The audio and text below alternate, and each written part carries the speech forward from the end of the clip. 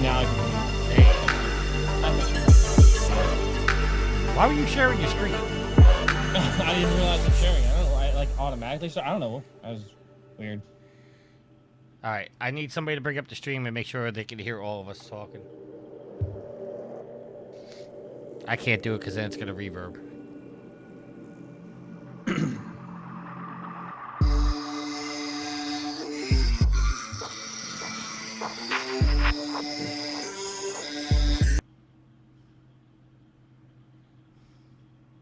Let's see.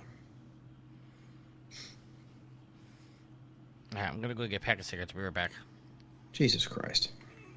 What's up, Alex? Yo, Joe.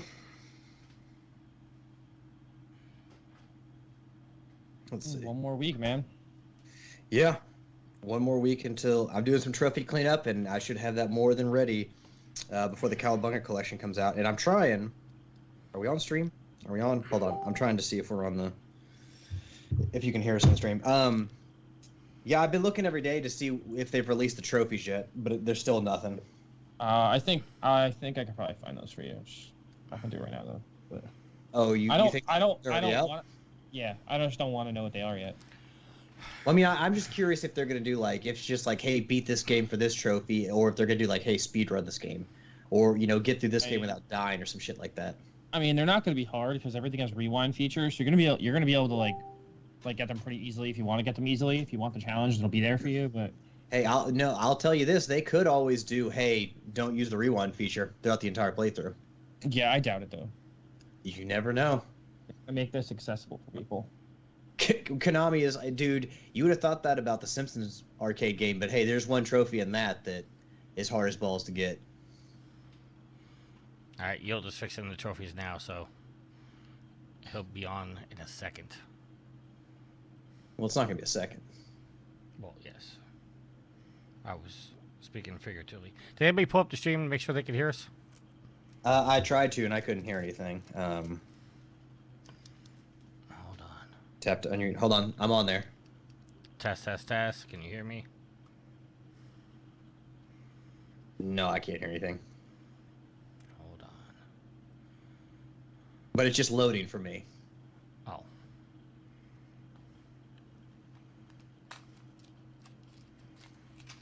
Oh God, it's a Stormbird. Shit on me.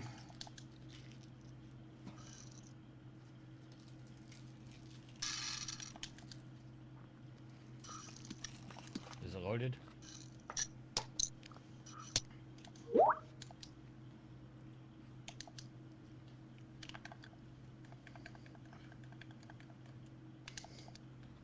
Jesus. No, it's still loading.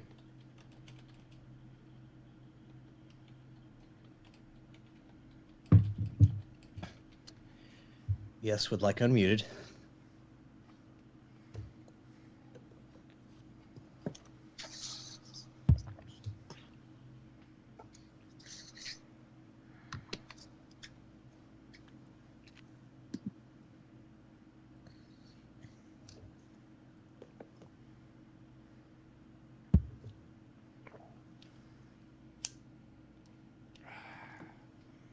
Why is it still loading for you? I mean, it's on my phone. I have no idea. You might want to have somebody else check. Can we? Yeah. Test, test, test. I heard myself. Can we? Yeah. Test, test, test. Yep. All right. It's working.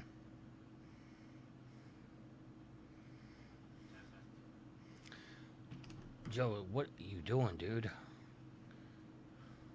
He's trying to be all he can be. No, he was in the call, now he's out of the call.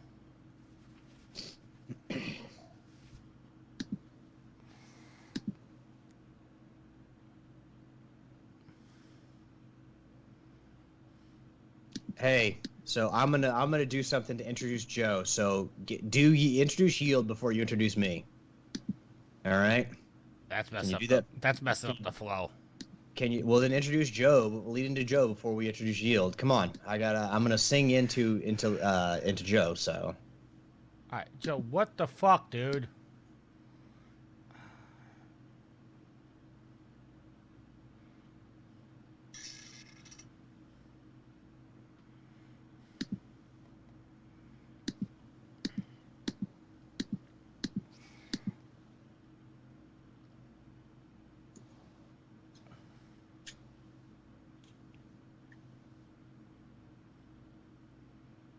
Alright, I'm gonna hang up and call everybody back.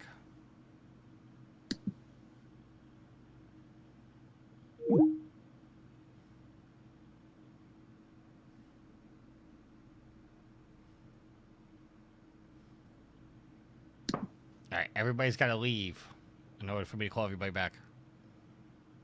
Thought you were hanging up. I did hang up, but you guys all have to hang up too, otherwise the call doesn't end. That's dumb.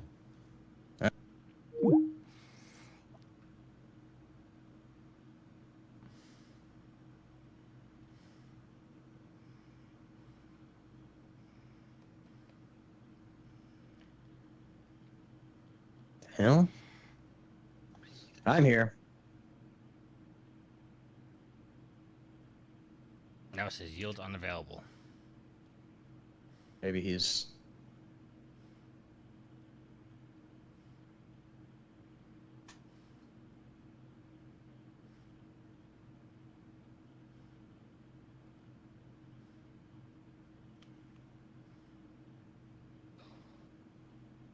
Alright, yield's here now.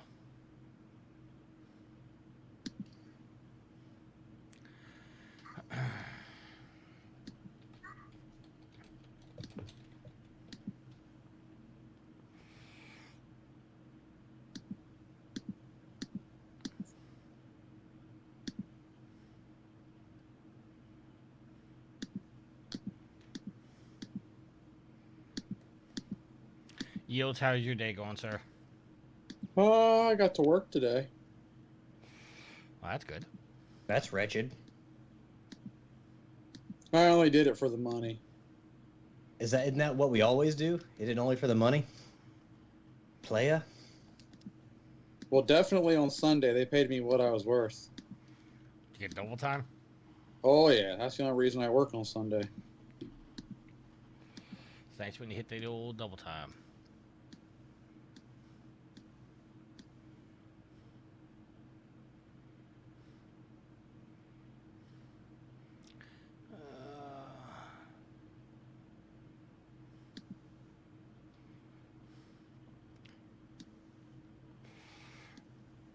Alright, so I can get rid of that.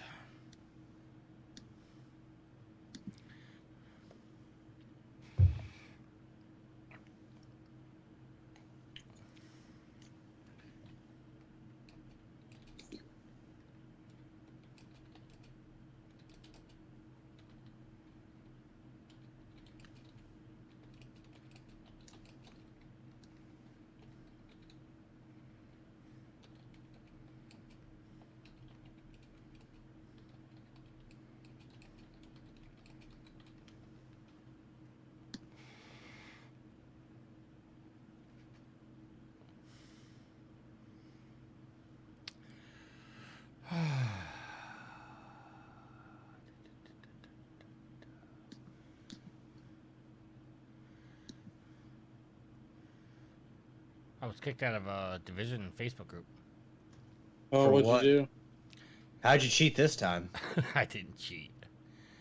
I've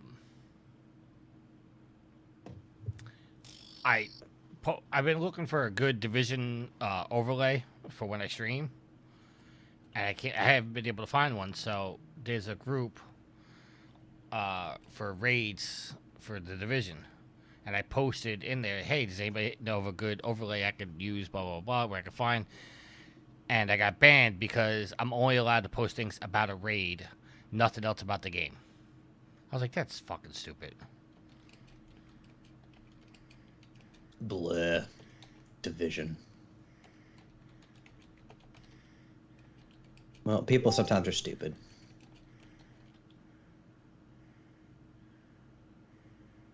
Y'all there? I'm here. Yes. I'm just Okay. I'm just. I couldn't hear anybody, so and it sounded like I couldn't hear the the noise in the background that I usually do when somebody's on. So, ooh, Thunderjaw. No, thank you. All right. Is Joe back yet? I don't see him. Well, it says he never went offline. I told him to reboot his computer.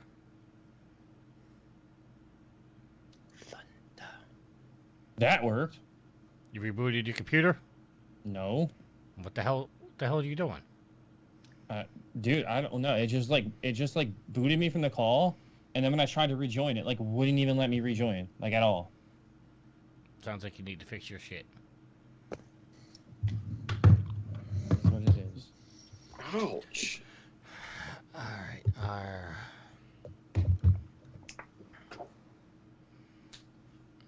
I was trying to get something for to introduce the show this week, but I thought it was a step too far. Let's see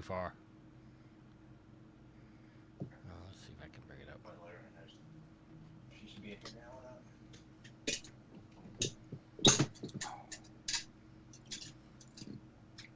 I want to see if anybody recognizes this.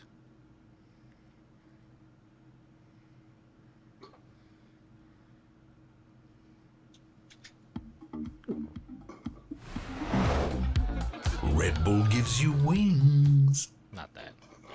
Now get the cards, the darts from my generation. I'll take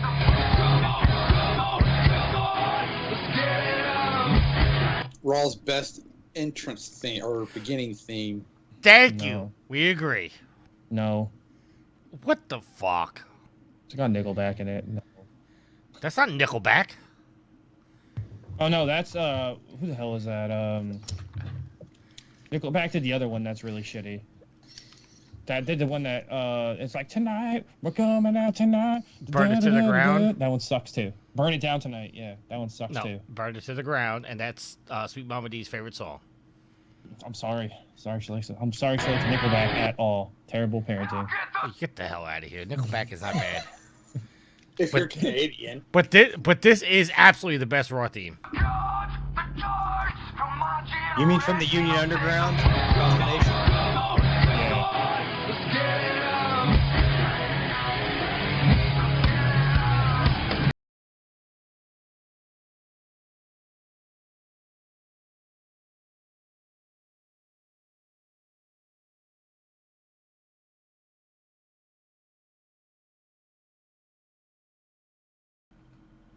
Come on, come on, come on. Let's get it on. All right. Play the music. Play that effing music. I wonder if John Laurinaitis still listens to that song to remember his better days. What better days? People power. All right. Everybody got their Audacity up? Yeah. It's me, Yeah. Johnny Ace. People power. Okay. Are you ready, Joe? Let's do this. Okay. And make sure your audio doesn't bleed this time, please. It shouldn't bleed. It bled last time. Oh, tell you. All right, We need to record in the background. I'm not editing this week, so you know. Wait, you get gotta get. Audacity, right? Hold on. Yeah, just make sure your master volume doesn't allow your headphone audio to be so loud that it goes through to your mic. Yeah, just hit a test run right now, and as one of us talks. Hello? Okay. Hello? Oh, hold on. Let us talk. Now stop it and listen to it. If you can't hear us, then we're good.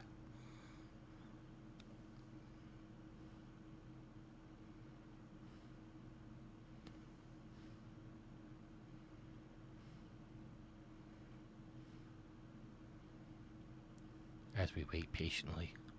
No, I can't hear you guys. Okay. All right, everybody hit record now. I am recording. I am recording. Did you want me to hit record when you said hit now or now? 5 No. seconds of silence. 5, 4, 3, Three, 2, two, 1. One. Hold on. Just getting the Oh, for the love of Pete, all this time. and You You're are not even listening ready. to Trophy Horse with your hosts, Tricky Mick, Alex, I Yield to No One, Steve. And Sid.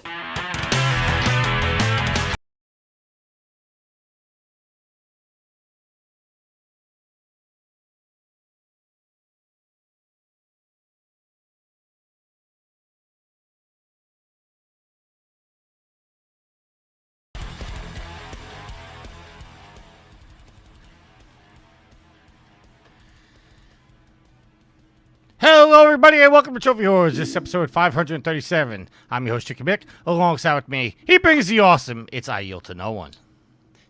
This week on the Trophy Horse podcast, we get to listen to Tricky Mick beat a dead horse yet again. He's the man, he's the myth, he's the legend. It's Alex. Teenage Mutant Ninja Turtles, Teenage Mutant Ninja Turtles, Teenage Mutant Ninja Turtles, Heroes on a Half Shell. Hey, it's Joe. And yes, he is Mr. TMT himself. It's Joe. Hey guys, what's up?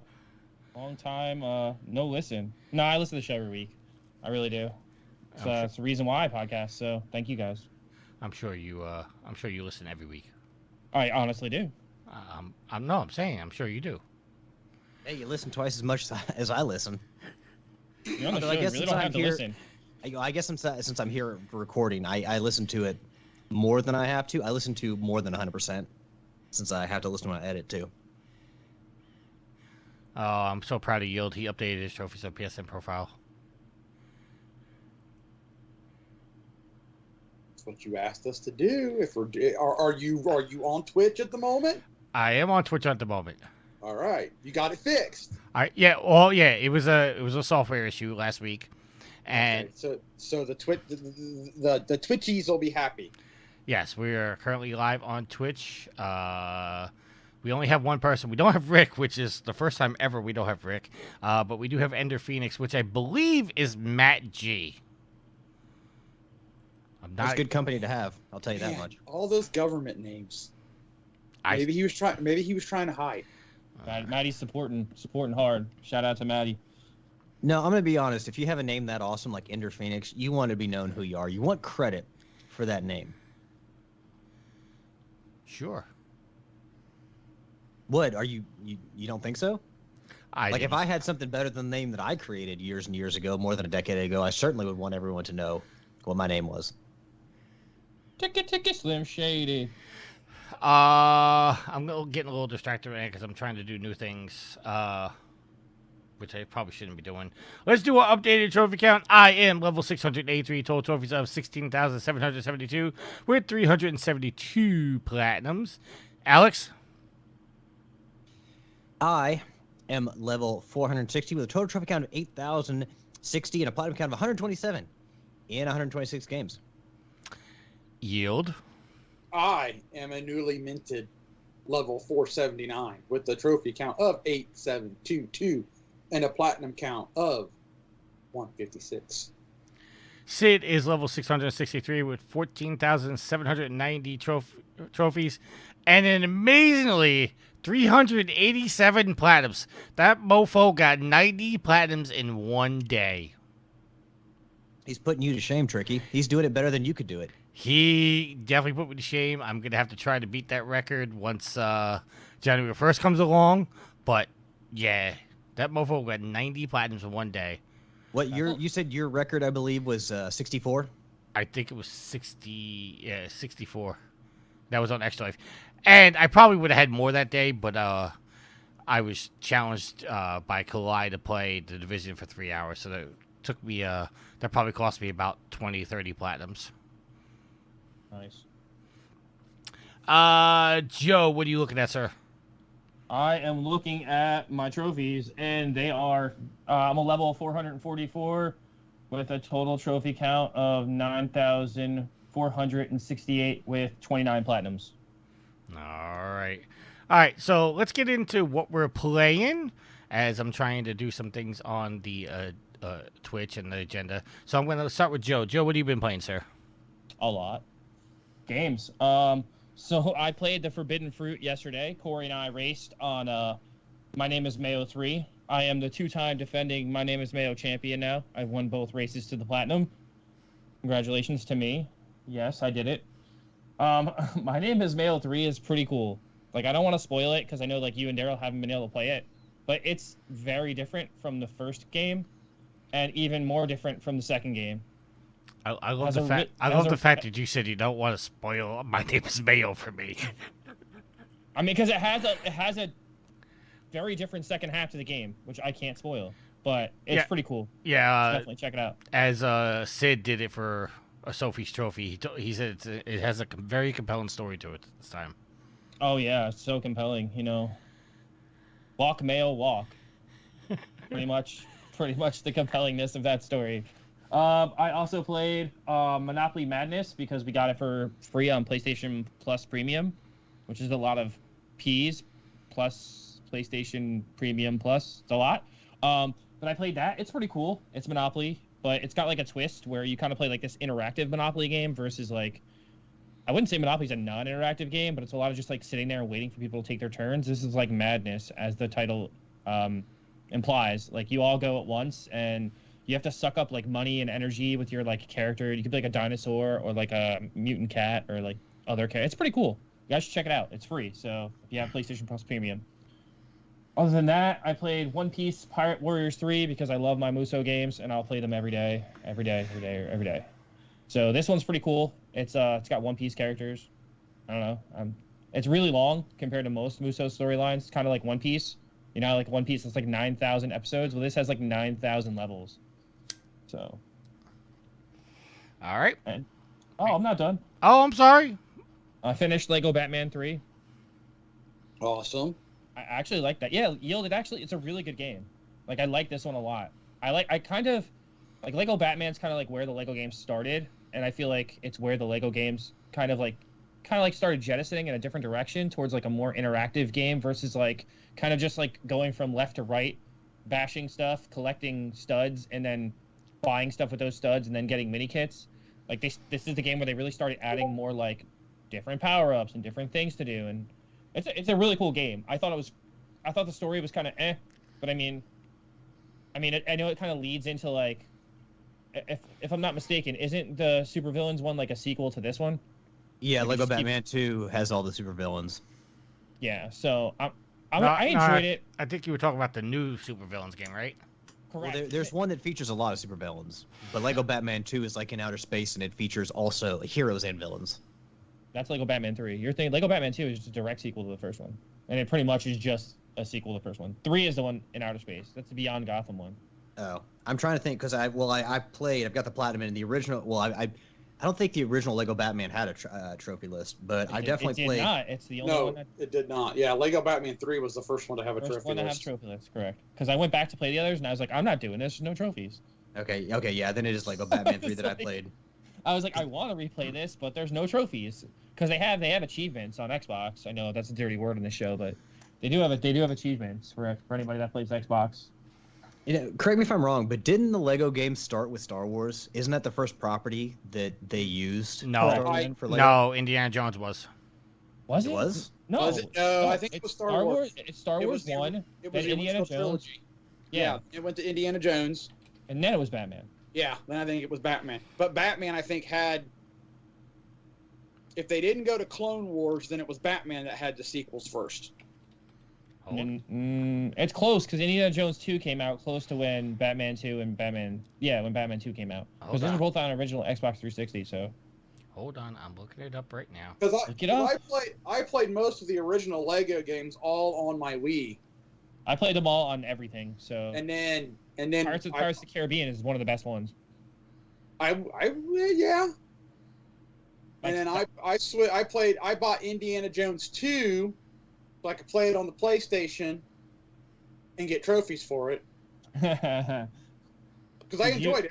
And I liked how when Indiana Jones 2 they incorporated that open world to where like each movie kind of floated, where it had the open world hub where you destroyed stuff and I want to go to this movie. What's Let's start your- here.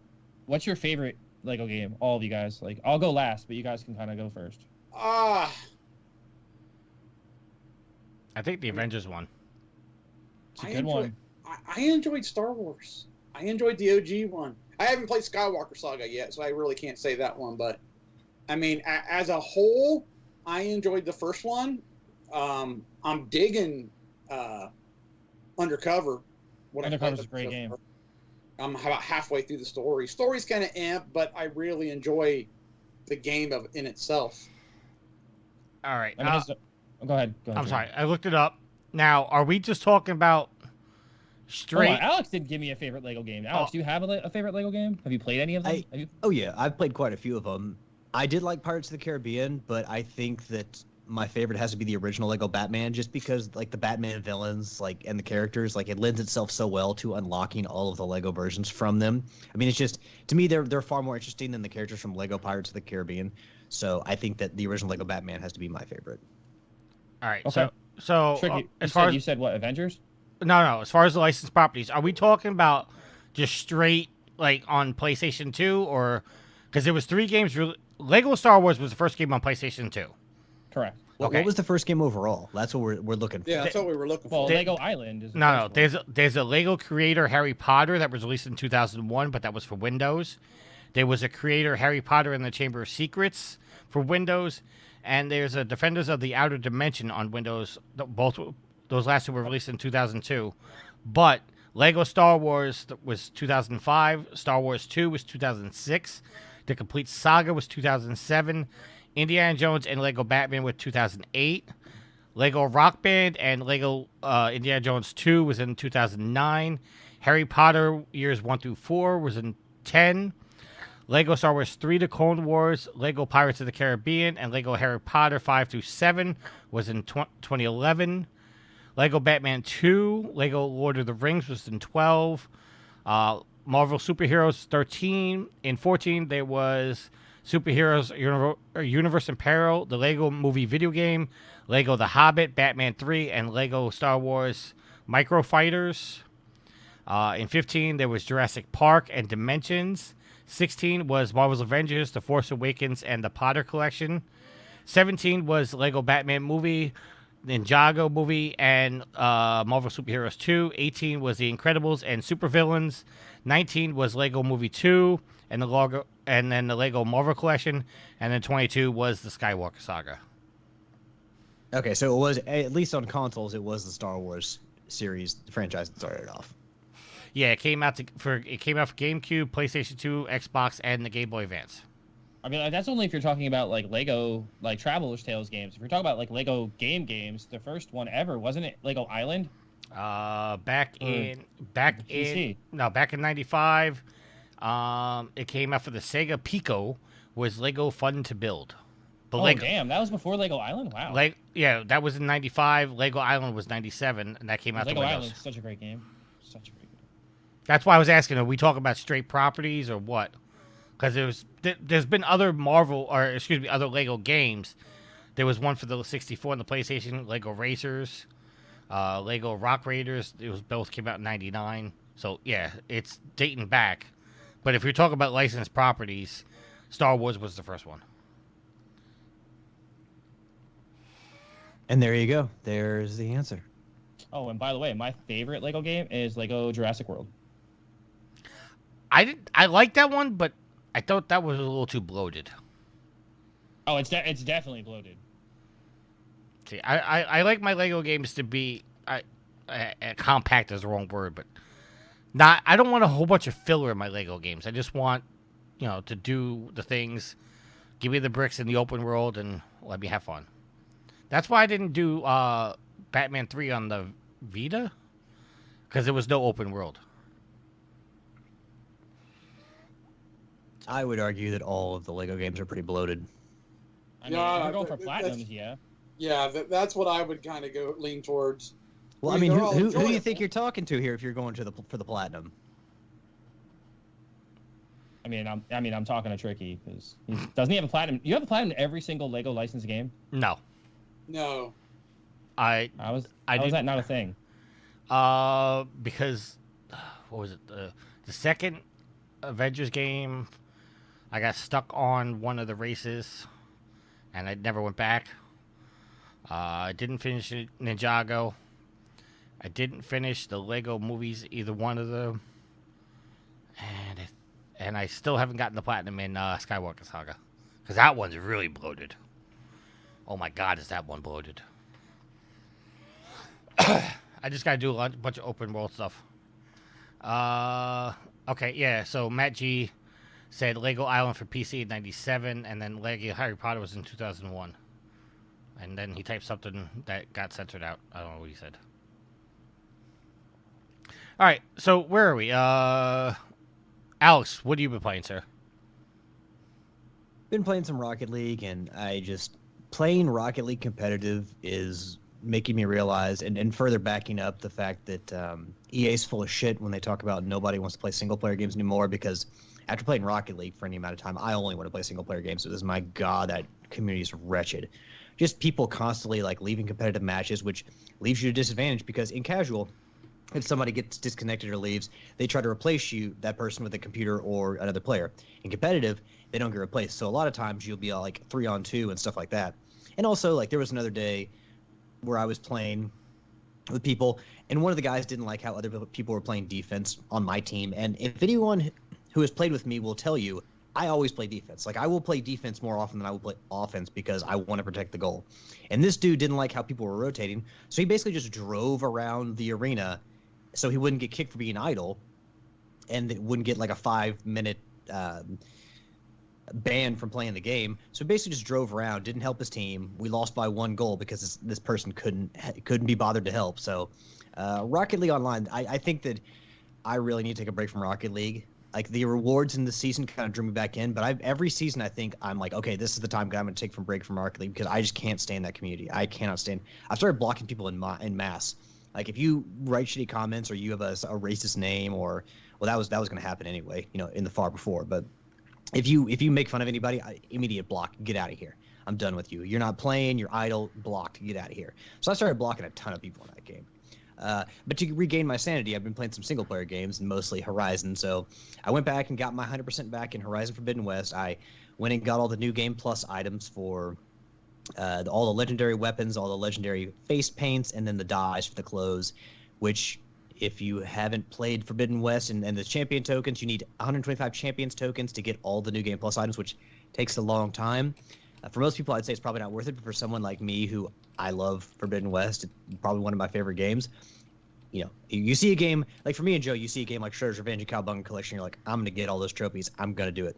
This is another one of those games where it's like, I just want 100% in this game. So currently going back and filling up some gaps in my backlog. So I jumped from Forbidden West to Horizon Zero Dawn. So I'm replaying Horizon Zero Dawn on New Game Plus on Ultra Hard, and trying to get those 2 trophies that I missed to get back my 100% in that. And I got to say, like, playing on the PS4 and playing Horizon, it's a fantastic game still is great, but the load times are so bad. Like, it's worth owning a PlayStation 5 just not to have to deal with load times, because Horizon Forbidden West had, like, almost no load times. And also, like, you don't appreciate how much work went into Forbidden West until you've gone back and played Zero Dawn, because I probably uncovered maybe a third of the map playing the game for less than 6 hours, maybe less than 5 hours. Well, probably less than 6 hours, I'd say. And the map is so much smaller in Zero Dawn than is in Forbidden West. So, like, going back and playing Horizon Zero Dawn gives you a better appreciation for how much work they put into Forbidden West, because it's just a much more massive game. So I still love Horizon Zero Dawn. Load times kill me. But, the one thing I do want to comment about Forbidden West, one of my big gripes with that game is I feel like it's too hard to actually upgrade the weapons. Like, it takes a lot, especially the legendary weapons, and I get it. You don't want to make it too easy to upgrade the weapons, but at the same time, I've played the game now essentially 3 times. And one of those times, I beat it like 95%. And I still, like, a bow set, the Sunseeker bow, or no, it's the Deathseeker bow, that I played with essentially for, almost 80 hours. I put almost 120 hours in that game. Like, I still have upgraded twice, and there's 5 total upgrades. So I do feel like they made it too hard to upgrade outfits, weapons in Forbidden West. So I hope that they ease up on that in the next game. But other than that, I still love that game. And basically just trying to get all the New Game Plus Horizon trophies that I can get. Next, I think I'm going to move on to Overcooked, and I'm actually probably going to go after the Kena Bridge of Spirits Platinum Trophy. I want to try to mop that up, but that's definitely not going to happen before they come out with the New Game Plus for that. We'll have more news on that later. And so later in September 27th, I think after that, I'll try to go for the Kena Platinum. But Overcooked might be next. I'm only missing 2 trophies in that. But up next, Cowabunga Collection. That'll be my next Platinum trophy. All right, I got a question for, a comment from Matt. It says the Dual Scorchers challenge sucked. I don't remember that one. What was it? The Dual Scorchers challenge.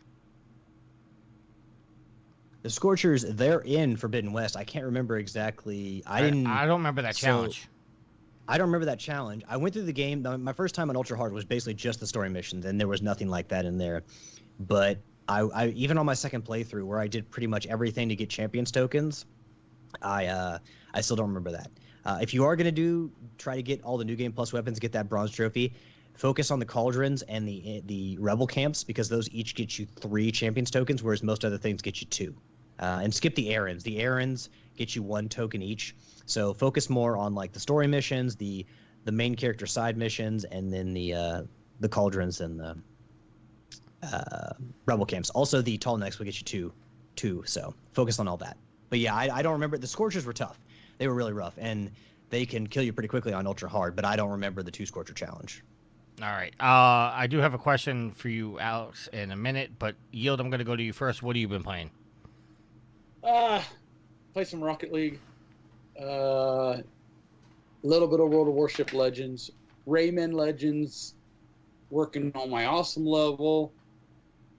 Lego City Undercover. Man-Eater. And is that it?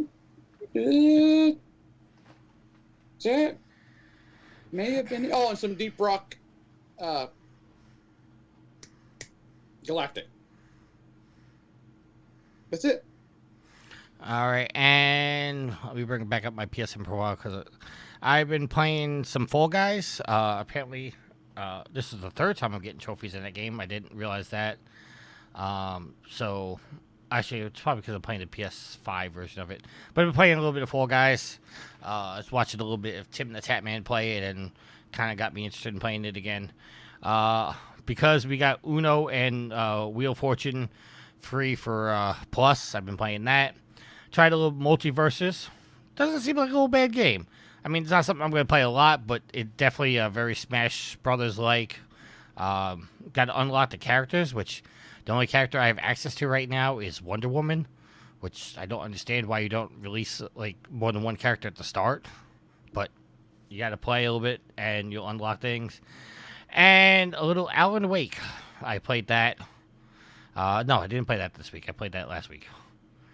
So, yeah. All right, so, Alex, I have a request from Sid. I was talking to him today when he said in his Sophie's Trophies. He says, get Alex to talk about the Bloodborne Chalice dungeons. He's back on it, but he can't figure them out. It's been a while since I played those. It was like 2018 when I played those. So I don't know how much I can really help with those. I will tell you that the Chalice dungeons harbor some of the hardest bosses in that game. So if you think like the DLC is hard, the Old Hunters, or if you think the regular game is hard, the Chalice dungeon actually has like the Abhorrent Beast to me is the hardest boss in that game. I think I had to essentially poison it so that it took poison damage. A battle of attrition essentially, where the health would go down while I was trying to attack and while I was dodging. So, a balance of offense and defense. But I definitely remember poisoning that. Honestly, I don't know, without anything specific, I don't really remember. I don't know how to help Sid with that. I remember they were I would have to go back and play them. I just remember they were pretty rough as far as all that goes. Sorry, Sid, I can't give you specifics, but I do remember the hardest bosses were in the Chalice dungeons. I don't remember how that format was laid out and the best way to go about things. All right. So before we actually get into our topics this week, excuse me, I want to let everybody know that I've been uploading the live streams and some past episodes up to our YouTube, so please go check that out. If you want more of the back catalog of the videos up there, let me know, and I will, work out trying to, get them uploaded because it takes a little work each episode to do.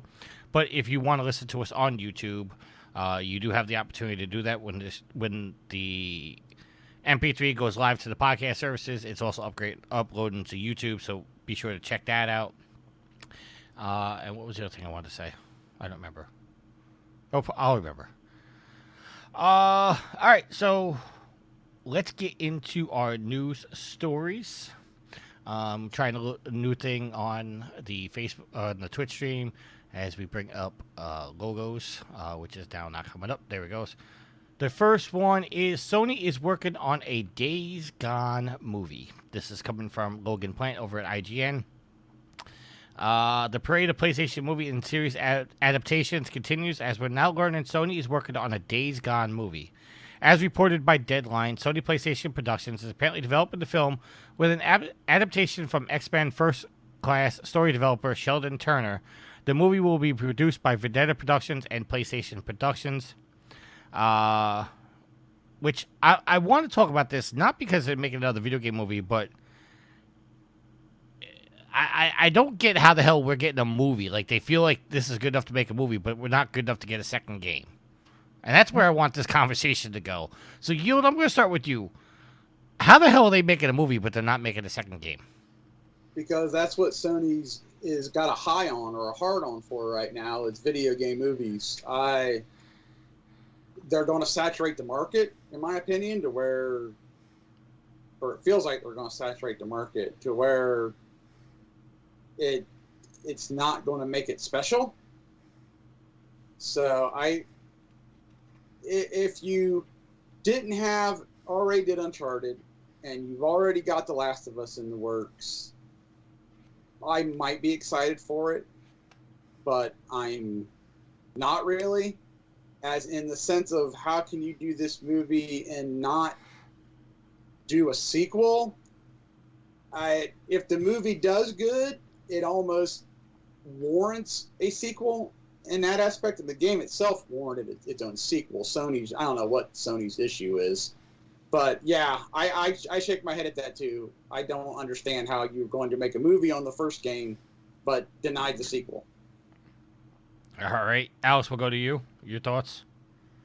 I mean, like Yield said, that maybe if the movie does well enough, that it'll earn him a sequel. And I mean, Sony Bend, we can assume is working on something else already, so maybe they can have Sony Bend circle back around to it, or maybe they can have another studio pick it up. But if you're a fan of Days Gone, this is good news because it means they haven't left Days Gone in the past. Like, they have seen value in Days Gone.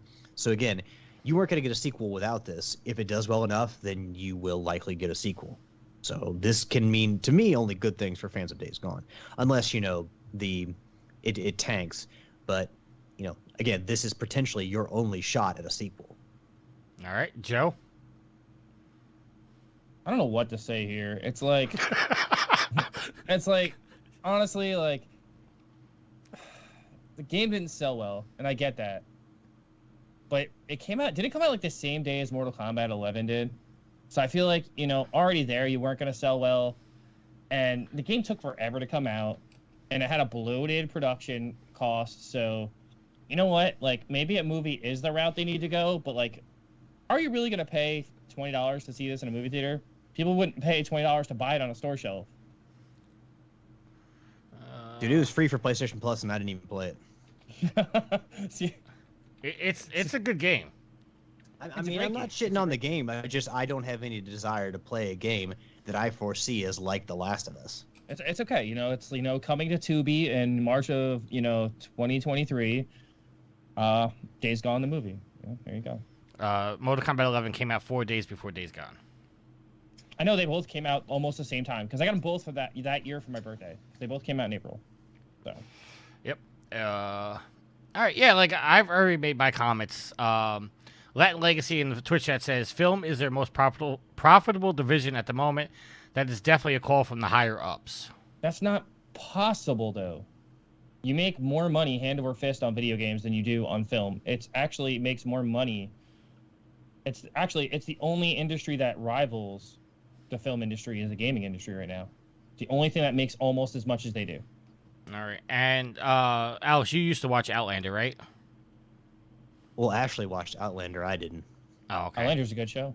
Apparently, they're eyeing Sam Heughan to play the lead character, Deacon St. John.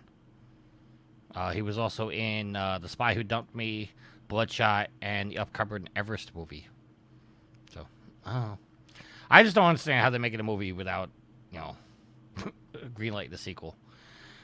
All right. I mean, again, that maybe they see that it failed or from their perspective, it didn't sell as well as they wanted.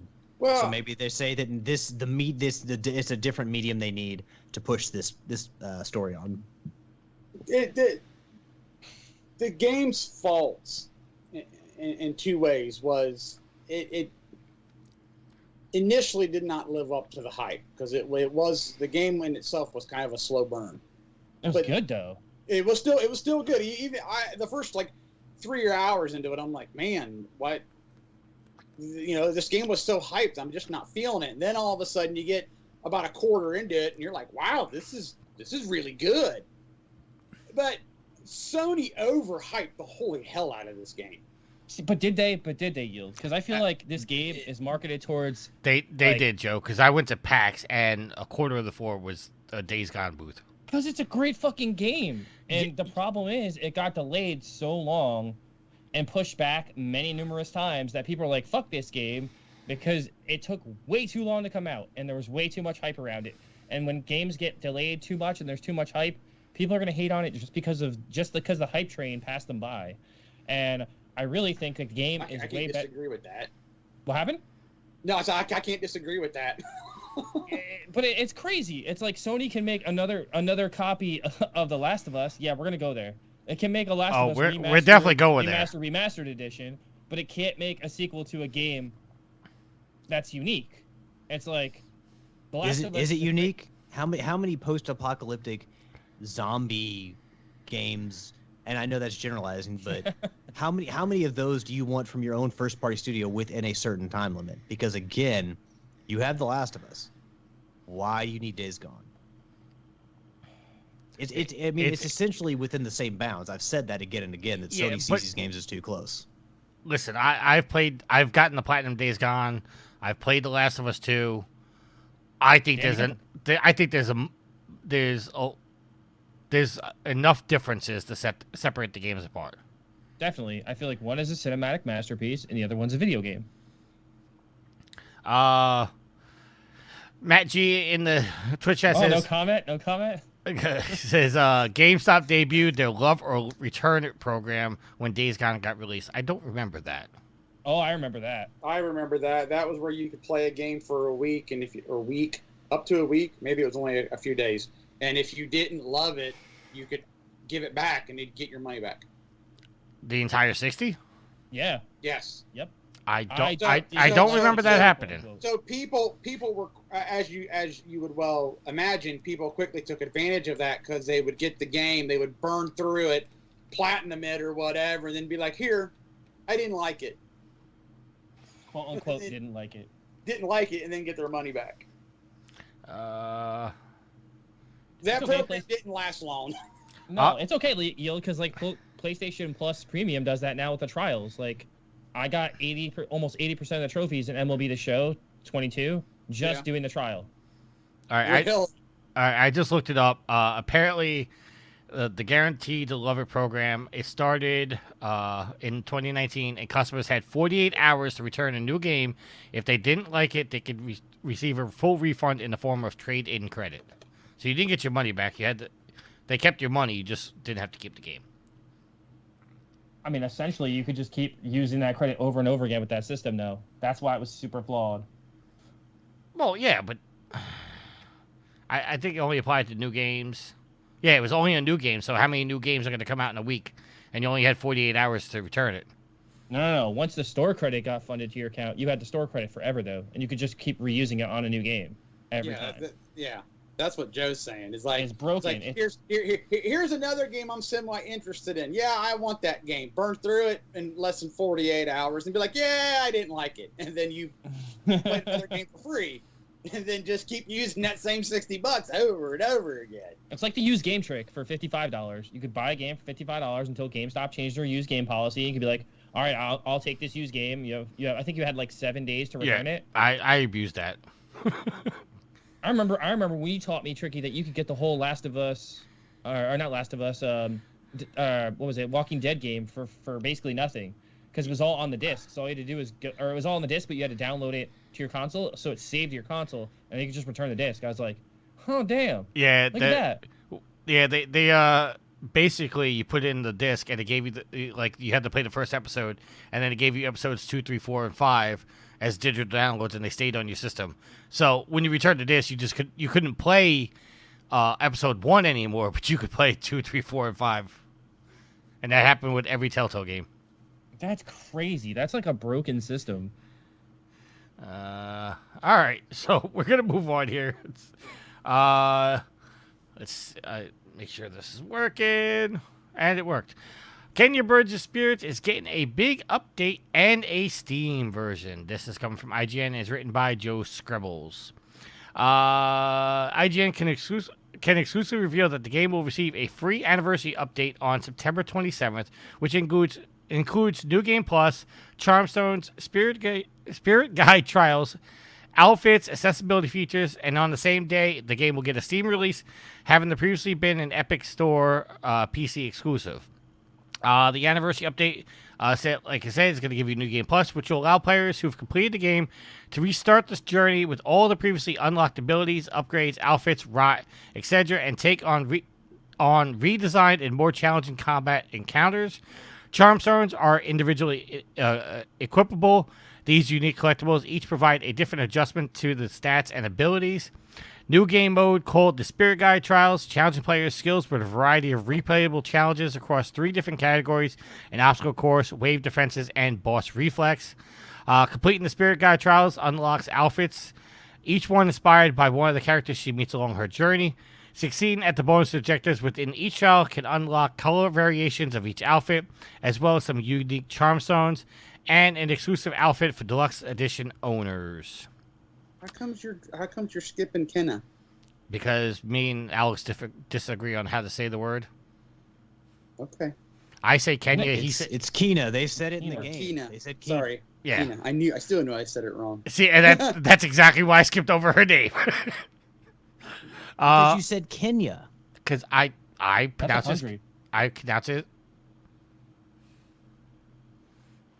Never mind. Anyway, Alex, I think you've played it.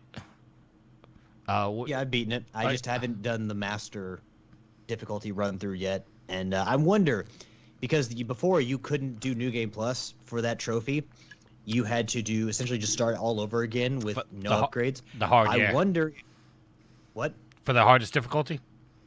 Yeah, I wonder if for your master run now, if you can use New Game Plus and keep all of your upgrades. It's just going to have more, like they said, rework challenges, harder combat to still pose some sort of threat to the player. But that's my biggest question is if you still don't have that trophy, can you get it through New Game Plus? That was good. That was my thought as well. Joe, did you play it? I did not play it yet. I'm interested in playing this, but I've just been waiting because I just have too many games in my backlog right now. I'm not trying to buy anything right now, like honestly. And yield?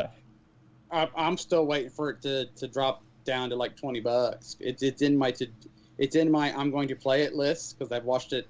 I was interested to begin with. I watched it at a buddy's house and was like, oh yeah, absolutely. And then since I just like Joe, I've got so much in my backlog. It's not a rush. All right. I would have to think it would have dropped in price by now. I mean, do you have like an eye on it or? Because I can't believe through the holidays and the summer sales and spring, it's gotten to 24. It's gotten close. Yeah, 24 for digital. I'm still waiting for the physical copy to drop. So yeah, I keep an eye on it. I think every so often I Amazon and GameStop and nope, not yet. Okay. Where do you see 24, Joe? Where we at? We're getting there. Where do you see it for 24, Joe? It was 24 on PlayStation Network a whole bunch of times, like a whole bunch. Oh, right, because right now it's $40. It's $40 right now. Yeah, and it's $50 for the deluxe edition. I think it was like 2 sales ago. It wasn't the summer sale. I think it was the sale before that. Yeah, but it's always been on. It's been on sale a whole bunch since it came out. I would definitely say Yield. Like I've played it. It's a really good game. I have no desire to buy it right now. But I would say like definitely check like Brickseeker. use like brickseeker.com because you can look up like multiple stores at once. Okay. And I would like start checking like Walmarts and Targets because they had it physically and they might have already like clearanced them out because they're probably not selling. I mean, going into I would go into Walmart above Target because Target's as I shared on the Trophy Horrors Facebook page today, Target's selection of games is pathetic. It's tiny, and whatever they do have is either down to no copies or 1 or 2 copies. That's so 'cause I wouldn't rely on Target for anything That's- physical games. That's because physical games are dying. They're not though. They are.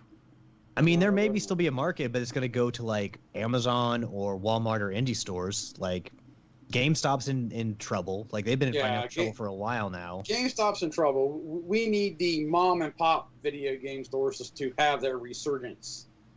Yeah, you know, but that's still a problem because they can't make a profit with how much they'd have to pay their employees and like how much games cost. It's like I worked for a mom and pop game store at one point in my life, and it was just really hard for them to keep the lights on. Like, and the lady paid me in games. It was like the best job I ever had, guys. The best. Like, because I worked a full-time job and then I worked that job on the side just to pay for my games.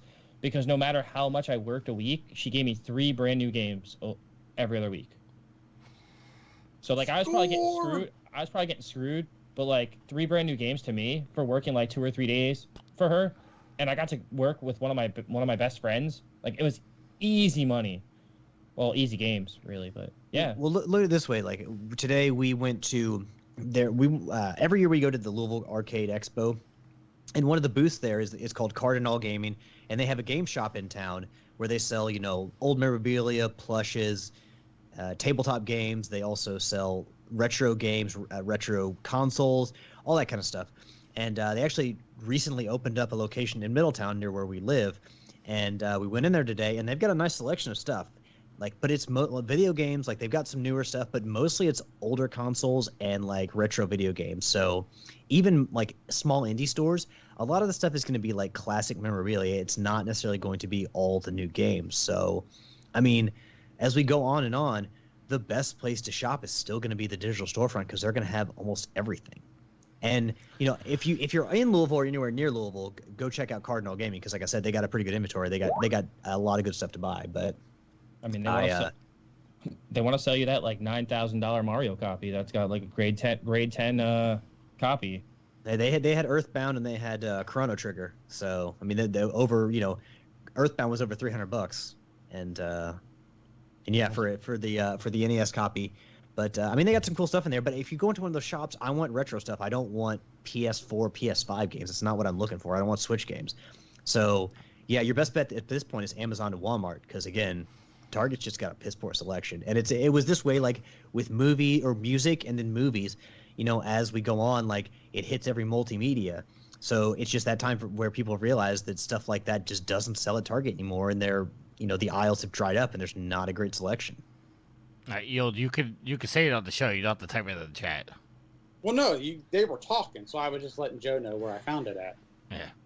I Wally World's got it for $25. That's the deluxe edition. I love that's not bad actually. That's not bad. I would snag it. I love how he put wallyworld.com though.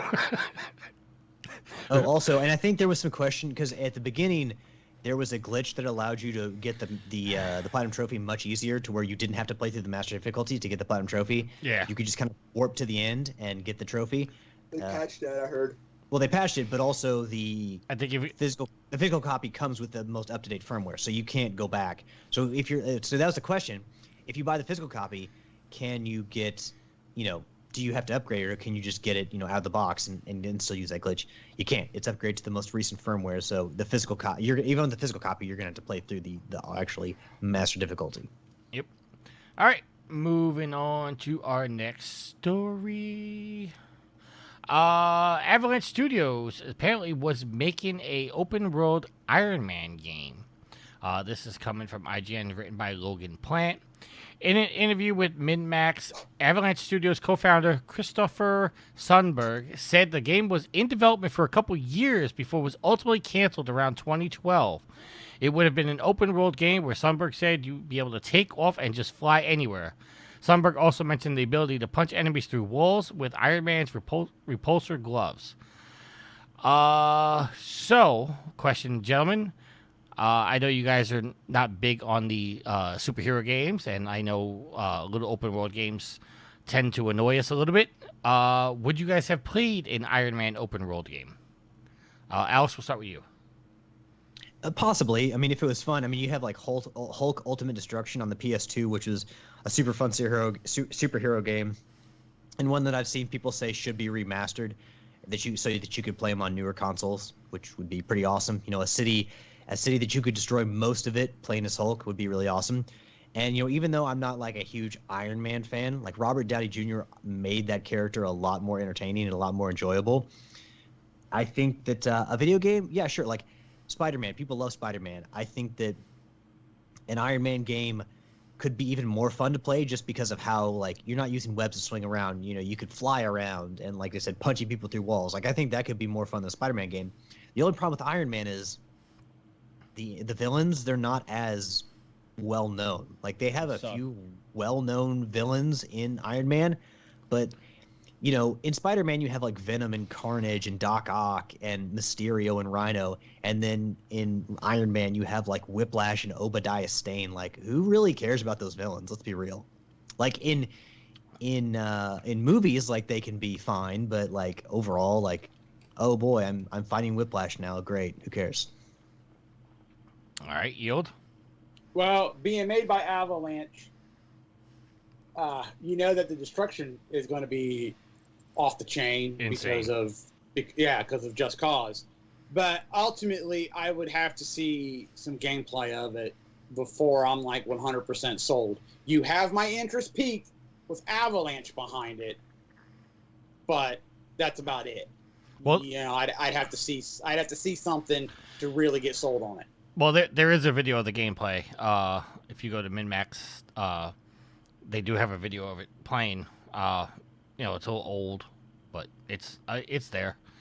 I mean, here's a big thing though, also, because yeah, flying around the game seems like it'd be a lot of fun as Iron Man, just because that tech would be cool to fill around with. But then, like, how fast would that get boring, or you know, would the gameplay go along with it? So, while I see it could be fun, I wouldn't be completely sold on it because you know, it's like, hey, using the technology is cool, but what's the substance of the game? Because I don't want to just fly around and do nothing, you know. All right. Moving on to our next. What about Joe? Did we not get Joe? Oh, I'm sorry, Joe. I don't care. There we go. All right. Our next story we have Spider-Man Remastered is PlayStation Studios' second biggest PC launch behind God of War. This is written by Ryan Dinsdale over at IGN. As reported by Eurogamer, Spider-Man's release on Steam has outperformed Horizon Zero Dawn and Days Gone, reaching an all-time peak of 66,436 players according to SteamDB. God of War PC's debut saw an all-time peak of 73,529 players, while Zero Dawn and Days Gone both achieved 56,000 and 27,000 respectively. It's a good sign for PlayStation's move into PC publishing. Sony recently purchased PC support and specialist Nixxes and established a new PlayStation PC label as a part to push the company's move to much-loved exclusives to Steam. The company expects to make $300 million from PC games alone in the next fiscal year. So, the reason I bring this up, actually, no, let me go into the next topic with this. Here we go. Forgot, I was trying to link on it. Also come from IGN, written by Ryan Dinsdale. Marvel's Spider-Man Insomniac may have scrapped a multiplayer mode. As reported by PC Gamer Twitter user DNIWETAMP, found various mentions of multiplayer within the files of Spider-Man's recent PC remaster, although it's unclear at what stage of development this mode was it. There you go. So, one, I want to talk about them putting a multiplayer mode in Spider-Man. Joe, did you play Spider-Man? Yeah, who hasn't? I mean, Alex and you Yield? you like PlayStation, you play Spider-Man. I mean, I didn't unlock my trophies like some people, but, you know, I did play it. I'm not going to go there. Yeah, well, you don't want to go there because you're always in the middle of some kind of cheating controversy, sir. They think I auto popped the trophies last year because We have proof. We have proof. It's okay. you have no proof. All the dates are the same. How is that not proof enough? Okay, I'm gonna address this one last fucking time on this show. When the PlayStation 5 launched, I turned on Miles Morales to see if the trophies would auto pop before I beat the game. The trophies popped to a certain point, and then the end trophies, I actually went back and played and got them all. I did not auto pop that platinum, so stop with that bullshit because I'm fucking tired of people saying that shit. Yeah, you just auto popped half the game. I didn't, but I only auto popped like 7 trophies. And I So did to it. a degree, Joe is right. No, they're saying that I auto popped the platinum to get a point in the backlog beatdown last year. I didn't do that. Then, to prove that I didn't auto pop it, I went through the entire game again on stream. I streamed the entire game from start to finish to prove that I played the game, and they're like, nope, still doesn't count. So, fuck all y'all that thinks I cheated. I didn't cheat. Let's go back to the story at hand, since Joe wants to stir up some controversy. Joe, since you didn't, since me and you were the only ones that played it, do you think a multiplayer mode would have worked in Spider-Man? I mean, I think you're definitely getting one in the new game. So, like, I think that's happening.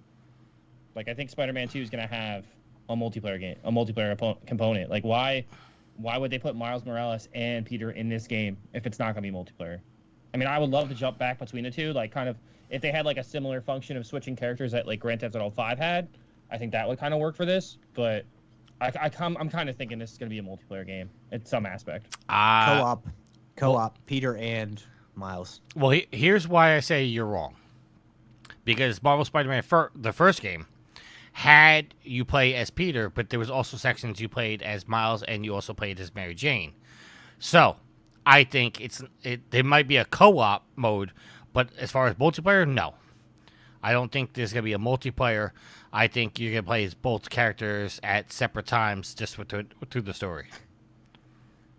All right, so let's go back to the original topic of Remastered being a big PC launch. There's also been a rumor that there are PC...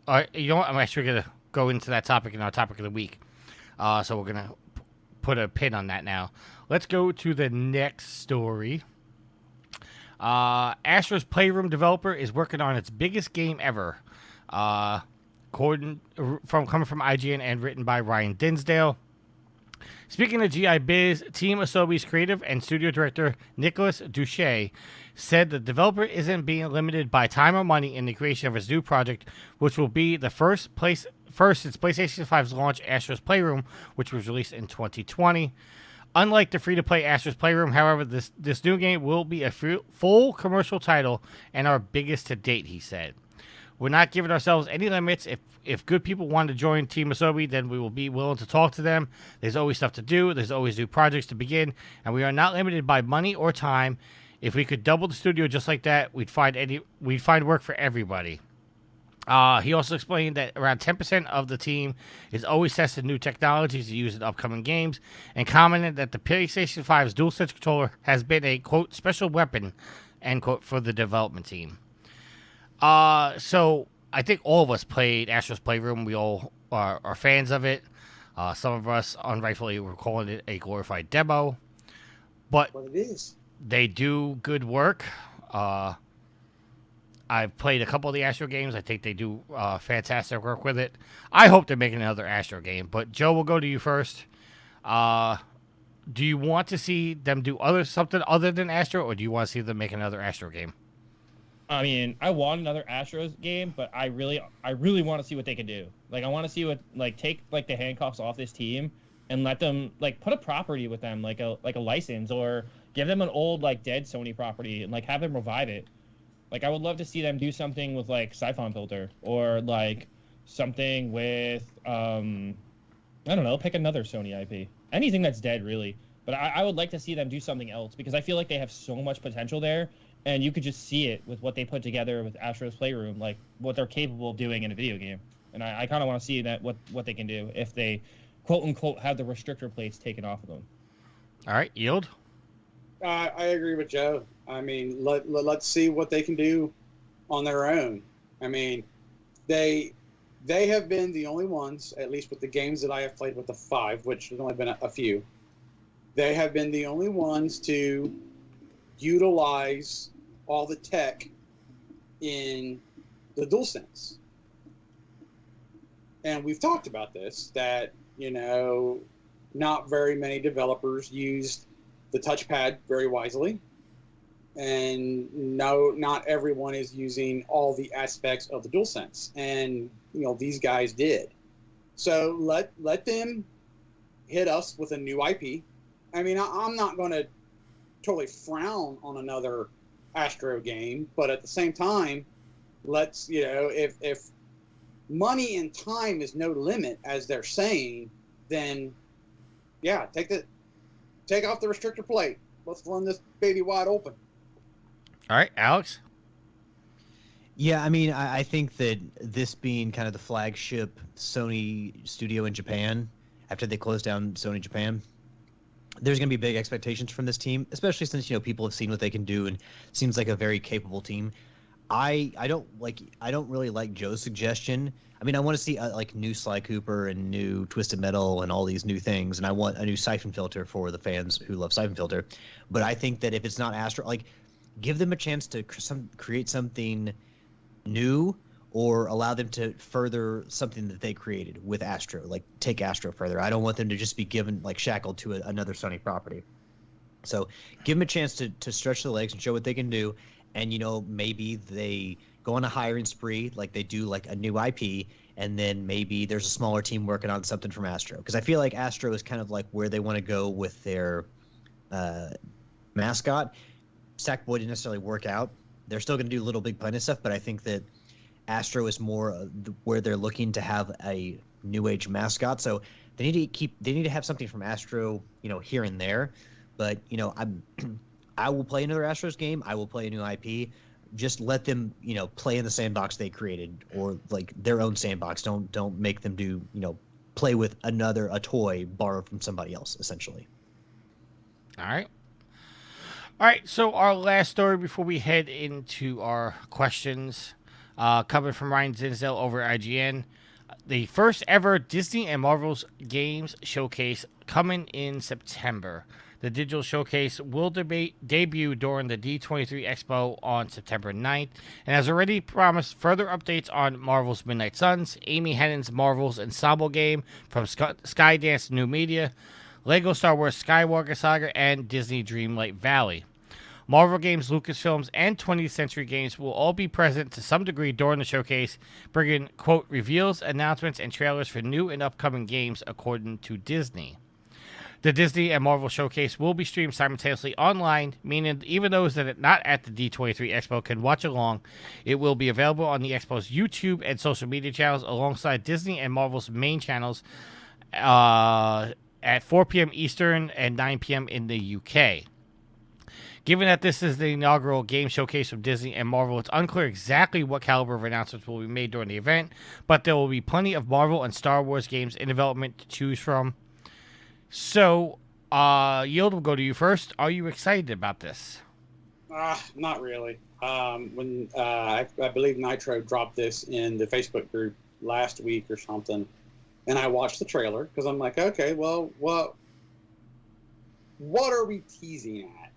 And I watched the little teaser trailer, and I didn't see a thing that enticed me at all. Matter of fact, I posted the comment, I hope the showcase is better than their teaser trailer.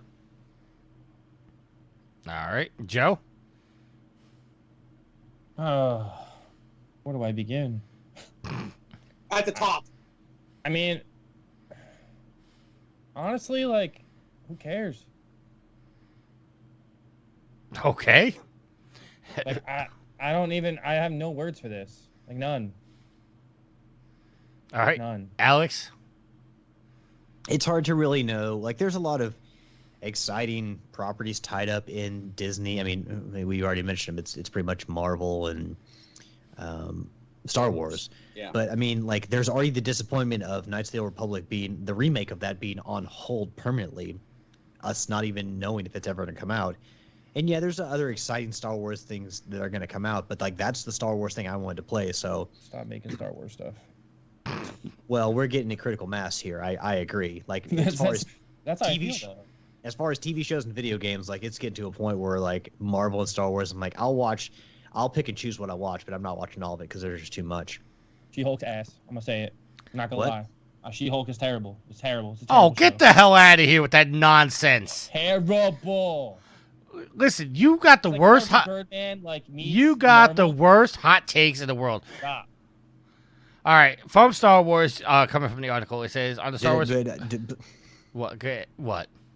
Alex I mean, wasn't before done. you started yelling at Joe, I wasn't done, but I'm Go ahead, sorry. Alex. Finish your train of thought. I'm sorry. potentially the most exciting thing to come out of this will be we'll see more of Star Wars Eclipse from Quantic Dream. I have to imagine that'll be there. But otherwise, like not knowing exactly what other games, like are there going to be surprises, new announcements? Because as far as what we've already seen, like I would like to see more Star Wars Eclipse because it feels like it's going to be a different kind of Star Wars game. Where's Survivor? Well, Survivor might also be there.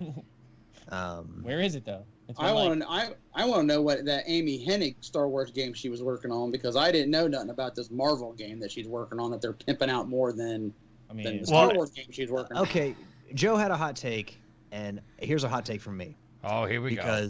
Here we That's go. probably the same hot take I have about Amy Hennig, so I'll let you go first. Okay. I want to stop hearing about Amy Hennig until Amy Hennig does something outside of Uncharted, because I'm sorry. Was it Amy Hennig who made Uncharted, or was it that team? Was it Uncharted that made her? Or so an actual game comes out with her name on it. Let's wait and see, because obviously she contributed positively to Uncharted and she helped mold that game series. There's no question about that. But how much of it was Uncharted and the rest of the team, and how much of it was Amy Hennig getting too much credit for the work she did? So I want to stop hearing everyone just below Amy Hennig until we actually see her do something else. All right. Is that your hot take? I wouldn't say that's a hot take. I would say that's a fair statement. Well, because what was the was she with Visceral for a while and that studio got canceled? Or Yes. canceled? They got closed. But she was on that team, right? She after leaving Naughty Dog, she was on two teams that both got dissolved. She was making a Star Wars game that with Visceral, and that got shut down. Then she was on another team, and then that got shut down. This is the third team she's on, and now apparently she's making a Star Wars and a Marvel game. Here's the thing. I have a supreme amount of respect for Tim Schafer because he's made multiple games and sequels that have been very, very good. I'm not saying that Amy Hennig isn't great at what she does, but I want to see more than just Uncharted before I sit her and exalt her to, like, you know, being like, oh my God, Amy Hennig's just the best ever. I want to see more from her. Like, great, you did Uncharted. Let's see what you got now, because everything else you've been doing has been canceled, and that's not necessarily just her fault. I mean, that's EA probably had a big hand in that, but I want to see more from Amy Hennig before, I'm just like, oh, over the moon for Amy Hennig. All right, coming from the chat, Ender says She-Hulk is not terrible. Latin Legacy says Joe's got some Reddit level hot takes, and then Matt comes back and says it was funny, paced well, and the CGI is not as bad as people were saying. So suck it, Joe. All right, going back from Don't get me wrong, it's okay. coming back from the article, it says on the Star Wars front, we know of the Star Wars Hunters, the Overwatch-style multiplayer game from Zynga, was recently delayed to 2023. Star Wars Jedi Survivor, sequel to Fallen Order, was announced in May with a teaser trailer, so developer Respawn may show a little bit of that during the showcase. Amy Hannon's also working on a Star Wars game and various others, including an open-world game from Ubisoft, a first-person shooter from Respawn, Knights of the Old Republic remake, which we said, it's possibly on indefinite hold. And as Alex also said, Star Wars Eclipse, the story-driven game with branching paths being made by Quantic Dream. Correct me if I'm wrong, but I thought I saw an article the other day, yesterday, 2 days ago, that Embracer moved Knights of the Old Republic to somebody else. I did not see that. Embracer's been doing a lot lately. It's not here in the show notes. I'm serious. It was a quick little article a couple days ago, and they pulled it from whoever was doing it because they're having issues, and gave it to somebody else and said, "Here, you do it." I don't know who and yada yada, but I swear I saw something. I thought they just bought the rights to Lord of the Rings. Well, they did buy they now own Lord of the Rings. Well, they owe the rights to make Okay, so the yeah, stuff. okay. MMORPG.com, Embracer Group may confirm Saber Interactive taking over Star Wars. Okay, so Embracer confirmed Studio Switch for AAA project. VGC has switched. Asper Media stopped working on the game, and Saber Interactive. Where the hell is this? All right, come. So it's not confirmed that it's Saber Interactive, but a quote from this VGC article, written by Tom Ivan, says that one of the group's AAA projects has transitioned to another studio within the group. The company said this is done to ensure the quality bar is where we need it to be for this title. We are not expecting any material delays for the title based on this transition. So I guess, not confirmed to be KOTOR, but could be. All right, because Matt G in the Twitch chat says, "Yup, Yield is right. KOTOR has been transitioned." Okay, I mean, Embracer's they've been doing a lot of work. I mean, keep your eye on them because they're expanding essentially to own the world at this point. Because, like Tricky said, they now own Lord of the Rings. And who did they just buy the other day? They bought something. Limited run games. Okay, they bought limited run games too, on top of all the Square Enix stuff that they bought. But limited run games, as far as I know, is just all they do is take digital copies and then they transition, make them physical. I don't think they actually develop any games. They also take old school games and bring them up to physical. Yeah, but I'm saying they're not actually developing games. They're just no. They do. Do they? So they own, I believe, Limited Run also is part of Mighty Rabbit Studios. So like Into the Breach, I believe, was one of their games that one of the first games they put out was their game, and that's why Limited Run exists, because they wanted to see their game made into a physical copy. So that's how Limited Run games started. I don't know if they've made any other games since that, but I think they've worked on bringing other stuff to light through their studio, through their team. But I don't know if like Doug and the guy who owns it are still technically going to run the studio, or if they're putting new people in charge. No, they confirmed that the same people are staying in charge. Sweet. They're cool guys. I picked up Samurai Jack game through them because I wanted it physical. Yeah, I got that at Best Buy one day. It was on the shelf. I was like, oh, this looks really cool. I'm gonna pick it. I'm looking on their website now. They've got Day of the Tentacle remastered physical. And had I realized that they were a thing, I would have bought Firewatch physical too. I have Shantae Risky's Revenge, Shantae's Pirate Curse, and one other Shantae game that I got through them. Like, and those are when you had to battle for shit back in the day, when you couldn't just like pre-order it. You had to like be up at the time that the orders went in. The orders went live. Yeah, I remember hearing stuff about that. Like, yeah, 1,000 people got it, and then it was shut down. It was like 5,000 people got it, and it was shut down. 1,000 orders. That's it. So you just had to have your credit card ready, and you just had to be very quick on the gun. And pretty much, if you're there on time, you pretty much got what you wanted. And I remember like when it got to like the higher up games, like Night Trap was really the game that like broke them, where like so many people wanted it, and I don't know why. The game's a piece of crap, but so many people wanted it because it's a piece of crap and because it's become such a meme over the years. Oh yeah, it's just because of the nostalgia level. I mean, but like people wanted it so bad, myself included, because I just want to own a copy of it, and it crashed the site to the point where they're like, all right, we're not doing this anymore. We're just going to do pre-orders. But I've pre-ordered a few things through there, and I just got my Zombies Ate My Neighbors Collector's Edition, which took like a year and like 7 months to get.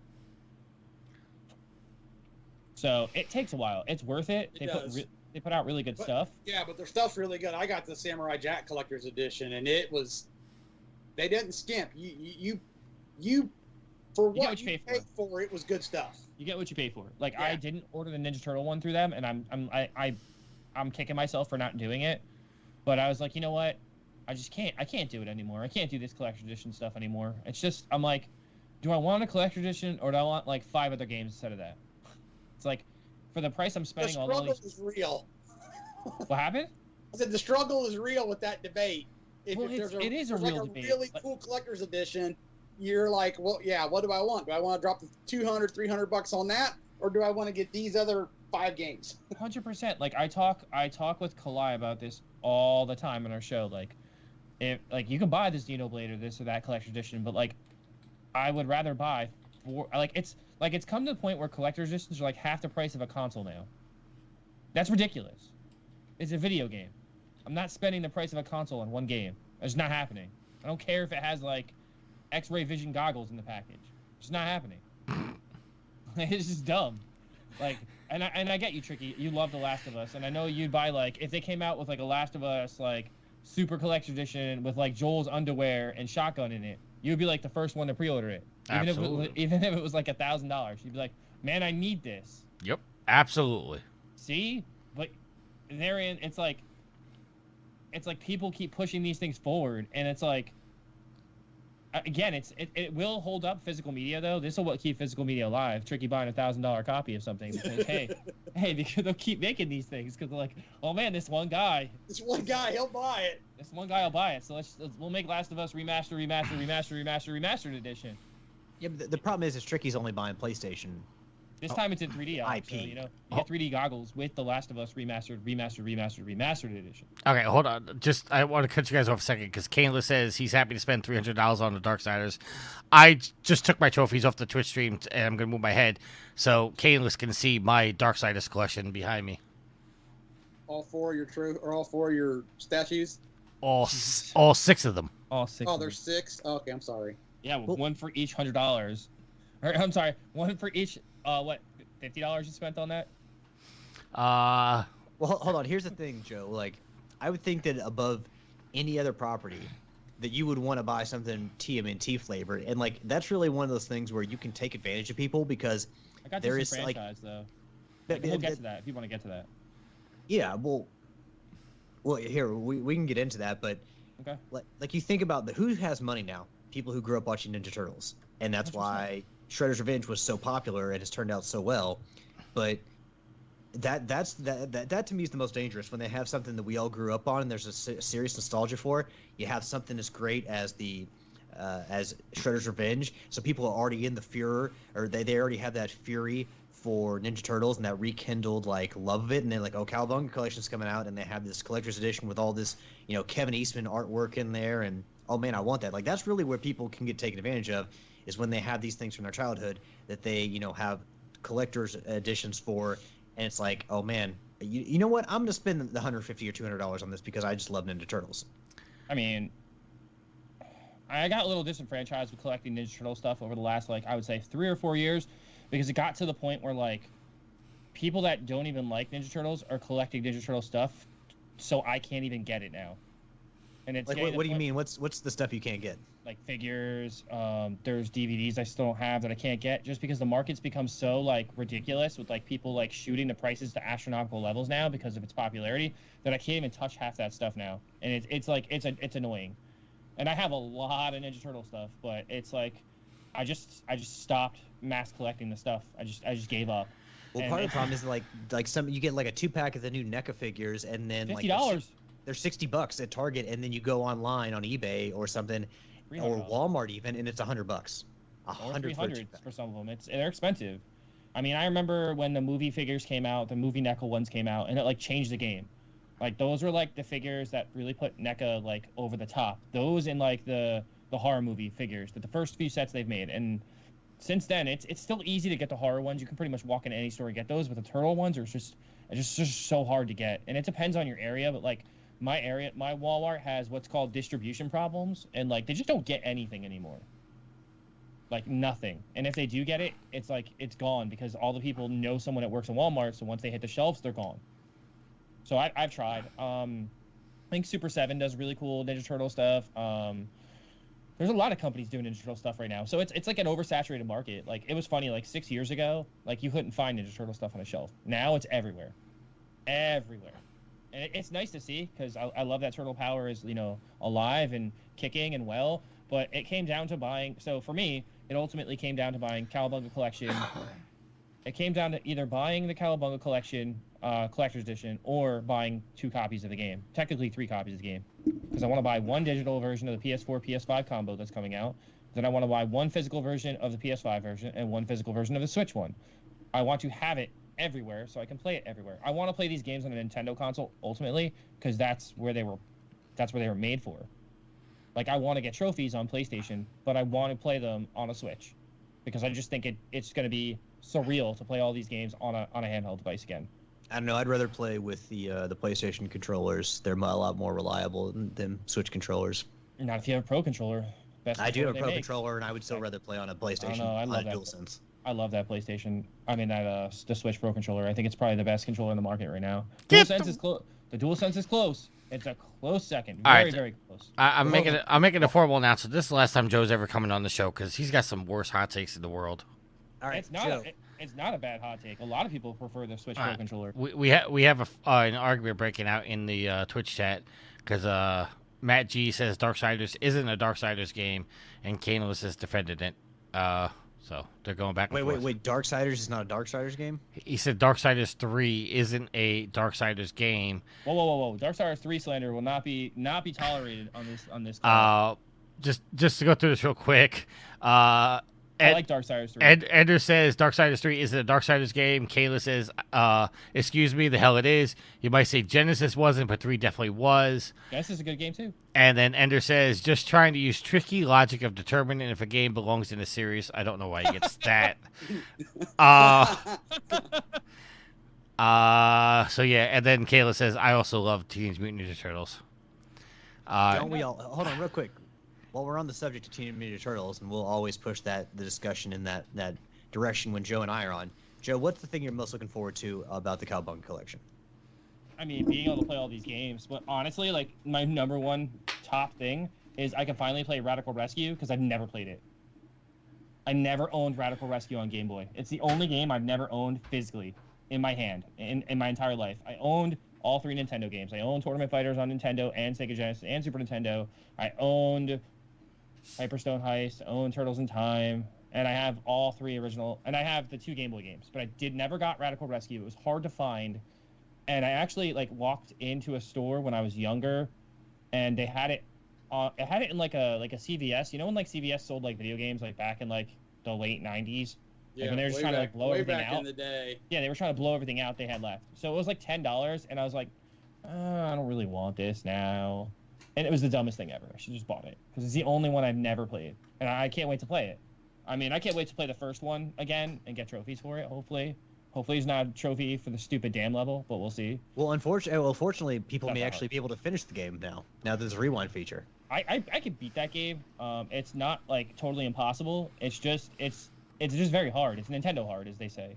But Well, that means some games are a different level of Nintendo hard, and that was one of them that was harder than others. That was hard. It's harder than Castlevania or Teenage Mutant Turtles 2, the arcade game. I mean, Castlevania, that last hallway is just stupid ridiculous with all the Medusa skulls. That's the only part in Castlevania that's stupid hard. Is that stupid section with all the flying Medusa heads where they're there's one part where they go up and down in like a V shape, and then there's the other one where they go up and down like M's, and then there's the hallway when they do both at the same time, and I'm like, what the hell? But it's not unbeatable. People have to remember when Nintendo games were designed, there was a lot going on the screen, so you had stuttering a lot, and Turtles, these games could actually fix that. They actually put in a mode that fixes all that, which I'm excited for as well. I'm excited about all the work they put into this game, Alex. They put the rewind features, but they also put in an entire strategy guide for each game. The people who put this together have love and passion for this franchise and its license, and it really shows. When I watched the IGN preview of it, I was blown away with all the stuff that they added to this game, and I'm excited to play it. They added a mode, Alex, where you can watch the game play itself, and then you can jump in at any moment to finish the game if you want to. So if you're not skilled at the game and you suck at Turtles 1, you can play it. You can watch somebody play it all the way up to Shredder and then jump in and finish the game. I mean, I don't necessarily want to do that, but if that option's available, It's a cool feature to have. But I mean, if people want to use it, yeah. I know that most people hearing that will probably be like, "Oh my God, they're making things too easy." But if somebody else wants to use it and that's an option for them, that's fine. I'm just probably not going to use it.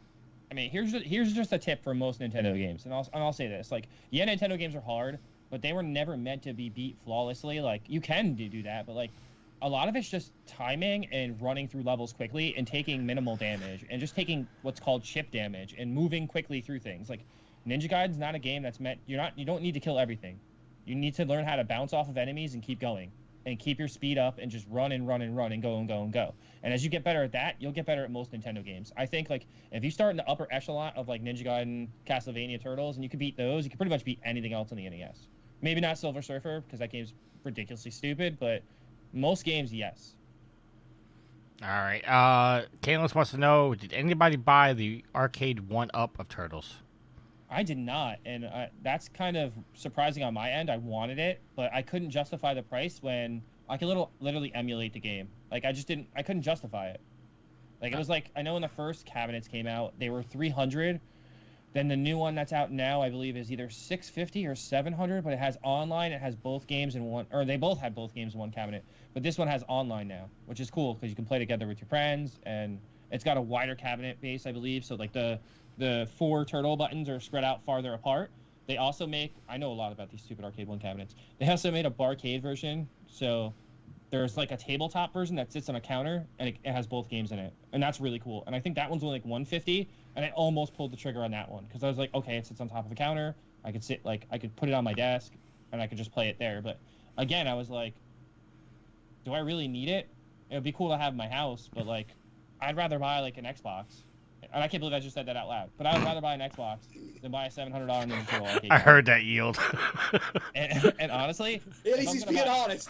If I'm gonna buy anything, I'd buy a $1,000 arcade cabinet. I know it's more money, but I just make a main cabinet out of it and be able to play everything. All right. Kalis also said F the NES Ninja Gaiden.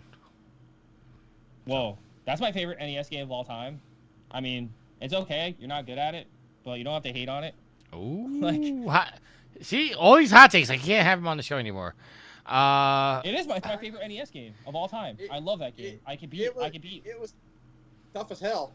I could beat the first, second, third, and half of the fourth world without dying. All the way through. At that point, I start to fall apart. Yeah, that's when it gets like stupid hard. I beat it for the backlog beatdown last year, but I'm not afraid to tell you that I use the rewind feature. That's okay. That's fair enough. I mean, that's okay. I beat it once legitimately in my entire life, and I'll say I beat it once, and I beat it. At the time I beat it, I had to use the bullshit rewind feature on the game on the NES Classic. No, the 3DS eShop. I had it on there. Oh, okay.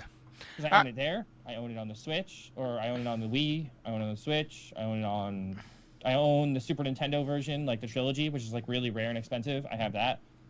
Those versions actually are not that great, honestly, because they up-res the graphics, kind of like Super Mario 3D World. Because they didn't just like port everything over; they fixed them a little bit. But it also took away like the speed factor, I think. So I don't know. I like those games a lot. I think 2 is stupid, and then 3 took away unlimited continues. So 3 is like the hardest one, just because you can't just get good at the game. You have to get good at the game over like repeated playthroughs of the whole game. Whereas like 1 and 2, you can kind of like get good as you go, and like maybe you'll turn it off and come back another day. But you can play until your heart's content with the first 2, and the second one and the third one's kind of like, all right, no more unlimited continues. We're taking baby mode off. You gotta be a champion to beat this. Hold on, can we circle back to the 1-up arcades real quick? Yeah, go ahead. So, I mean, obviously, I grew up in the age of arcades when they were super popular, and I loved it, and I understand why they kind of went away. And, you know, they're kind of circling back around. We have barcades here in town where you can go get some nice grub and also have a nice pint for our fans over there across the pond. And, you know, also play some arcade games, pinball games, and it's fantastic. I understand that the arcade 1-up provides like a necessary service, like an at-home experience, and you know it's the best option we have.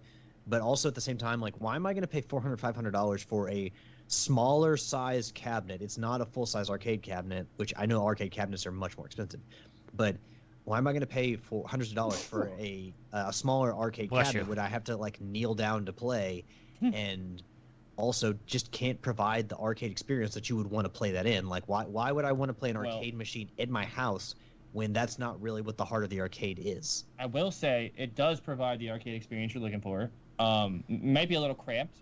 Like I said, the $700 cabinets are nicer because the buttons are spread further, so you get a larger like cabinet base. But the size of the cabinets is not that small. Honestly, at work we have the Turtles one, the Star Wars one, and the Street Fighter one at my job. So like I get to play them pretty frequently on break when I get a chance. Not always, but I mean, when I go on break, I try to play Turtles.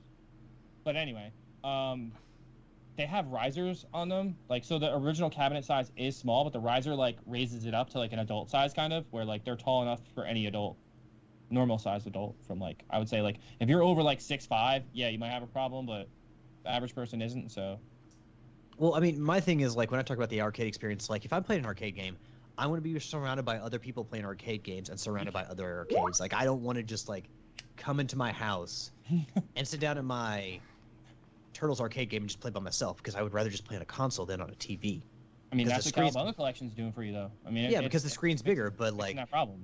like I'm not saying don't make these arcade one-up machines because there's obviously a market for it, but personally, like I've looked at it as I can't get the arcade experience that I want from these, so I'm not gonna spend the hundreds of dollars for them.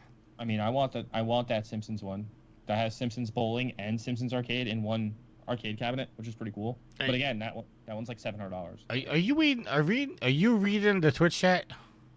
No, I'm not actually on the Twitch chat. Why? Because Kayla says he does own the Ultimate Mortal Kombat 3 arcade one. It's his baby. And then Matt G just says, I need to get the Simpsons cab. And then Kayla says, it's dope. So literally as Matt G said that, you said you gotta get the Simpsons one. I mean, because I'm a huge Simpsons fan. I know Alex likes Simpsons as well, but like that game is classic, and you can't play it. Like if the video game license holder of the Simpsons was smart, I would put out like a Simpsons collection, and I would put that game. I would put Simpsons Arcade. I would put all the Bart games. I would put Krusty's Fun House. I would put what else? I would put Simpsons Hit and Run and Simpsons Road Rage on there, and just be like, boom, here you go. You have a more fond memory of a lot of the Simpsons games than I have, because A lot of them suck ass, but the suckness is definitely nostalgic suckage. Like those games are just what we had to play, unfortunately. Like I think of a lot of Nintendo licensed games. Yeah, they suck. They were bad, but it's what we had, and like that's what we had. Like you had to kind of suck through it. Like it's funny because like I was watching a not to be on a tangent, but like there was like a Did You Know Games, and they talked about like how there was like an unreleased California Raisins game, and I was like, I want to play this. This looks dope, and Capcom made it. Like what? All right. well, I mean, but if I want to play Simpsons Arcade, Joe, I can just go to my PS3 and play it on that because they released I can do that on my 360 as well. I can do that as well, and I still can't get the last stupid trophy or achievement. You can play it on your No, 360 until it red rings. Yeah, but then I'll just wrap a towel around it and pray. Yeah, no, I still don't have that trophy either, Joe. Yeah, beating it on like the quarters mode where you have Yup. you can't. I got to Burns, and then I lost, and I was so mad. All right, we gotta stick a pin in this because you guys can keep talking about Simpsons and Turtles all day. So at this time, we're gonna throw it across the pond for this week's Sophie's Trophy. Hello, my friend. Sid again with Hi, Sid. another Sophie's Trophy. Now, this one is another pretty quick game, but again, pretty much like last week, it's got quite a good little draw to it. Doesn't last long enough. That, I would say, is the downside with pretty much all of these games. Well, the ones that have a little hook to them anyway. They don't seem to last long enough. The trophy list is designed in a way to make you get the trophy quickly, which we all know, but you can tell with these games the developers originally, or some of the developers, I said that word wrong, they designed it with a much more robust trophy system in mind. So I've got a feeling it could be a publishing deal that gets these things known as rat plats. So this one, guys, is Loot Hero DX. Such a good pretty game. simple to play. You run left and right.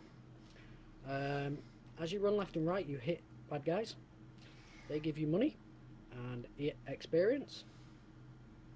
You run into a shop, upgrade with your money, and buy better weapons, armor, whatever, and then go back out and run again. The idea is you need to sometimes run back the opposite way so you can farm. So I quite like it because it's a quick game. Okay, and when I say a quick game, it's a quick game to play. You don't need to there's no tutorials or anything like that, guys. I'm trying to sell this game because it is a fun little game. So yeah, you go left and right. As you go right, the enemies behind you will respawn, so then you can run left again and beat them all up again. As you do this, you'll get stronger by farming at the shop or buying things at the shop. And you eventually have to beat the final level, which is the volcano. There is a boss at the end of every level, and a couple of times I found myself underleveled for the boss, so I went and picked another level, ran through that, ran back through that, and then ran through it again, and just got powerful enough to do this. So we'll go through the trophies again. As always, they're pretty simple, guys. We have Loot Hero, which is get all of the trophies, and then we have the woods, the swamp, the jungle, the dark forest, and the volcano. You get a trophy for beating each of those areas. Each one is a gold. Then you have shopping, which is buy an upgrade. Then you have full gear, buy one of each upgrade. Then you have stacked. This one, guys, is get one upgrade medal. You have warrior, defeat 100 enemies. Knight, defeat 10,000 enemies. Overpowered, beat a level in under 15 seconds.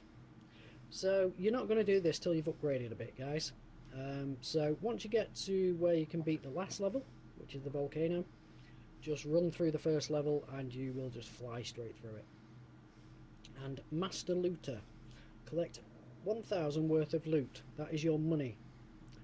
As you hit enemies, you don't need to stop to pick it up, just run straight through them. It'll be added to your total. So yeah, that is another simple game, guys. But I am working on Bloodborne again. I hate the chalice dungeons. I can't get my head around them, how to unlock them. It's annoying me. I've unlocked a couple, but I have chalices and it keeps telling me I need other stuff to do it, and I don't know where you get the other stuff. So Alex, get in touch, help, I need you. But apart from that, I'm also doing Days Gone, which, guys, if you've slept on that game, get it played. But that is going to be it from me this week, guys. I will talk to you next week with hopefully a longer game to play or to talk about. We shall see how well I do. But take care, guys. Keep getting those trophies. Bye. All right, Alex, Yeah. you heard it from Sid himself. Play Days Gone. I mean, maybe. I don't even know if I assumed that I claimed it when it was free for PSN Plus, but yeah, it's not going to be on the upcoming list of games to play. And sorry, I said that I couldn't help you with the Chalice Dungeons. Let me see if I can research that and figure out how all that works. And I'll get back to you. But yeah, off the top of my head, I cannot provide a ton of help because I don't remember exactly how the system worked. I just kind of like buried that trauma of fighting all those bosses, the bloodletting beast and all these other things. I kind of buried that deep down. So it's gonna take some time to dig into all that again. All right, we're gonna get into what's gonna be Yield's favorite part of this show, our listener question. Listener questions. Okay, I was gonna say something that we've already talked about 3 times. No, listener questions. But Okay. before we do that, you know what we have to do, Yield. Yes, sir, I do. Time to check my social media, yeah. I waited to see if Joe's face would like shrink or something. Awesome. All right, listen to questions. First one is coming from Sid, and I'm going to go through all the responses to Sid before we open the floor to you guys. Sid, You don't need to go through all the responses. well, it's the conversation, Yield. Check the Facebook group to see all the conversation. Sid wants to know, why are people so negative about The Last of Us remake? I've heard some say it's a cash grab, which I disagree with. The game is over a decade old. When you compare to how it's being made on old, outdated tech, I will admit it's time for a groundbreaking, but compared to games now, it has its issues. Also, the trophy list is awful. If that was the only thing improved, I would still be happy. Dupes goes on to say, I think a lot of this stems from nothing new coming from Naughty Dog or announced from them.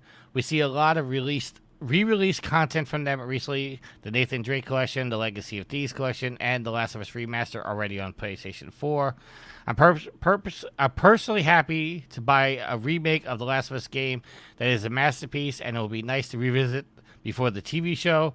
But I most certainly see it as a cash grab, and it does not need to be a full price cash grab, a cash boost for Naughty Dog, though as long as it goes into making their next game, which I think we're all waiting for. I'm going to try to skip over a couple of these comments because Yield doesn't want me to do it all. But You shouldn't, because it takes away drive to the website or the Facebook group because you just told them all the conversation. But Deuce goes on to basically saying he's part of the problem too because he's bought every version of Skyrim. But maybe someone hears a comment that, like, you know, really drives them to go enter the conversation and be like, oh, that person's wrong, I'm going to go tell them. Or Joe's got a really shitty hot take, so I'm going to go after him. I love my shitty hot takes, though. I'm not calling him shitty, Joe. I'm just, you know, I'm using it as an example. Dupes did say, as much as I want this game, don't get me, excuse me, as much as I want this game, and don't get me wrong, I'm a day one, releasing the game on 3 different generations of consoles is a cash grab. Conversation with the Skyrim.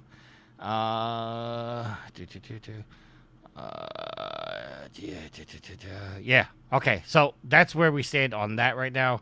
But Matt G does say, I think the problem is timing. The Last of Us released less than a decade ago, and a remake just doesn't seem like it's necessary as the series is still active. Dead Space released more than a decade ago, and that series has been dead since 2012, 2013, and needs something to make it live again. Yeah, they need to rehabilitate that series after Dead Space 3. All right. So I'm going to let you guys make your responses. We basically already know what Yield's going to say, but Yield, will start with you. And then I'm going to say something because I think one aspect of this whole remake is being left out. So, Yield, we'll start with you, sir. Okay, so like I've said, we've had this discussion multiple times on the show and in the Facebook group. Ultimately, Alex has made good points about why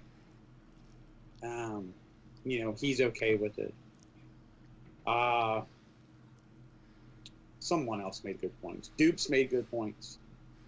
And me and a few other people are very strongly against it.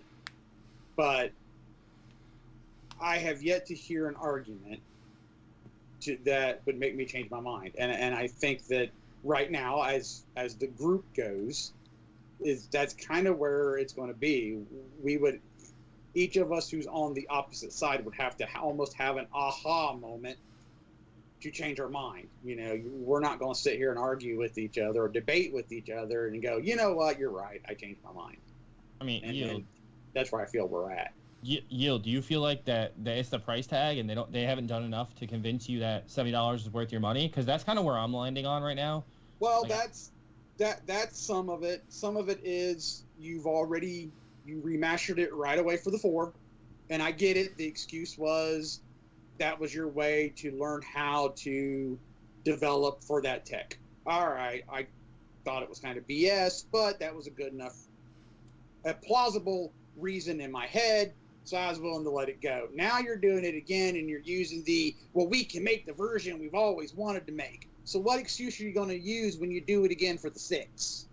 It's kind of what this seems to be going down, and it's a trend that a lot of games are going down, and I'm kind of against it in that sense. But I see Alex's point of view where it's bringing revenue into Sony.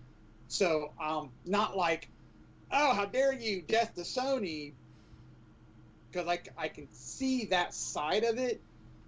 Me personally, I'm not a fan of it. And I will speak with my wallet, and I won't buy it. I love Uncharted. Absolutely. I did not buy the Nathan Drake collection. I did not buy the Thieves collection. I haven't even played them. Got the Nathan Drake collection free from Plus. Never touched it. So to me, it's too soon. You want to remake something old. Don't remake something. It's 10 years old. That's not old for me. 10 years old is just yesterday. All right. I'm- Well, I mean, you kind of touched on the point that I said everybody was letting go. So I'm just going to go now. When they made The Last of Us Remastered for the 4, I mean, I told you that I spoke to a developer and that they said part of the reason why they were doing that was so they can learn to. They have an already established game that they're porting over so they can learn how to develop for the 4. And I feel like I didn't talk to a developer this time, but I kind of feel like that's what to do with the remake. But the other aspect to it is if they're going to develop a game for the 5, making The Last of Us, I'm not going to argue and say that The Last of Us was the right game to remaster, but you talk about the $70 price point, like you said, Joe. Do I think $70 for it is a little much? Yes. But you also have to remember that this is a business, and if they're going to spend the time to make the game and remaster it to learn how to develop for the 5, they also need to bring in some kind of income or some kind of revenue to pay all the developers and the staff and all that stuff. I'm not going to argue and say that The Last of Us was the right game to do this with, but you have to look at the fact that while they're doing this and learning to develop for the 5, they have to make some kind of revenue. Why isn't this why didn't they include the second game then for $70? Like they did with the Nathan Drake collection. Why? Because now they're gonna turn around in 2 years and give us the second one again too. Because this is what they do. And I'd be happy if they were like, hey, let's put this on premium, and this is a premium game. Like, you have to have premium to get Last of Us Remastered Edition. Well, you're also forgetting that they did announce the multiplayer part of The Last of Us that they're making, which is going to be based in San Francisco. So they are making a new game. I'm granted it's going to be a multiplayer game, but they are making a new game. Multiplayer content for the second one that was supposed to be in the second game, and now they're making it into another game and charging you $70 for that game too? They never said that the multiplayer was going to be part of the second game. They never said that. I'm pretty sure the second game was supposed to have multiplayer. Pretty sure the second game was supposed to have multiplayer. No. And they ended up tanking it. From the start, they said it was going to be a single-player release and that the multiplayer version of the game was going to come later. They never said it was going to be part of the game. What did you just said later? Right. That means they it's part said of the game. No, they said a multiplayer version of the game is going to come later. They never said it was going to be a part of the second game. They never said that. I will agree to disagree with you on that. I will also do the same. I will find the link and I will put it in the Facebook group for you guys to look at it. But no, they never said that. Now, again, just to reiterate my point, was The Last of Us Part 1 the right game to do this with? I don't know. I do believe that there will be a PlayStation 6 version of The Last of Us Part 2. But as they're learning to develop for the 5, I think this is... They have to make some money. And this is an easy way for them to learn for the 5 because they have an established game that they're just porting over and learning how to develop for it. And they have to make some revenue at the same time. Just a cash grab. I would, Tricky, I was okay with this with the 4. But, when they did it for the 4. Right. But now you're on the 5. You are an established company like Naughty Dog. You've got a group like Team Asobi that makes Astro's Playroom out the gate. It's really good for a short, free, packed-in game. It's really good. Where was their remake? Where was their established game that they needed to learn to develop? Right? I'm sorry. Kenya is a really good game. Where's their established game that they used to develop for the 4 and the 5? So I'm not saying that it's not a valuable excuse.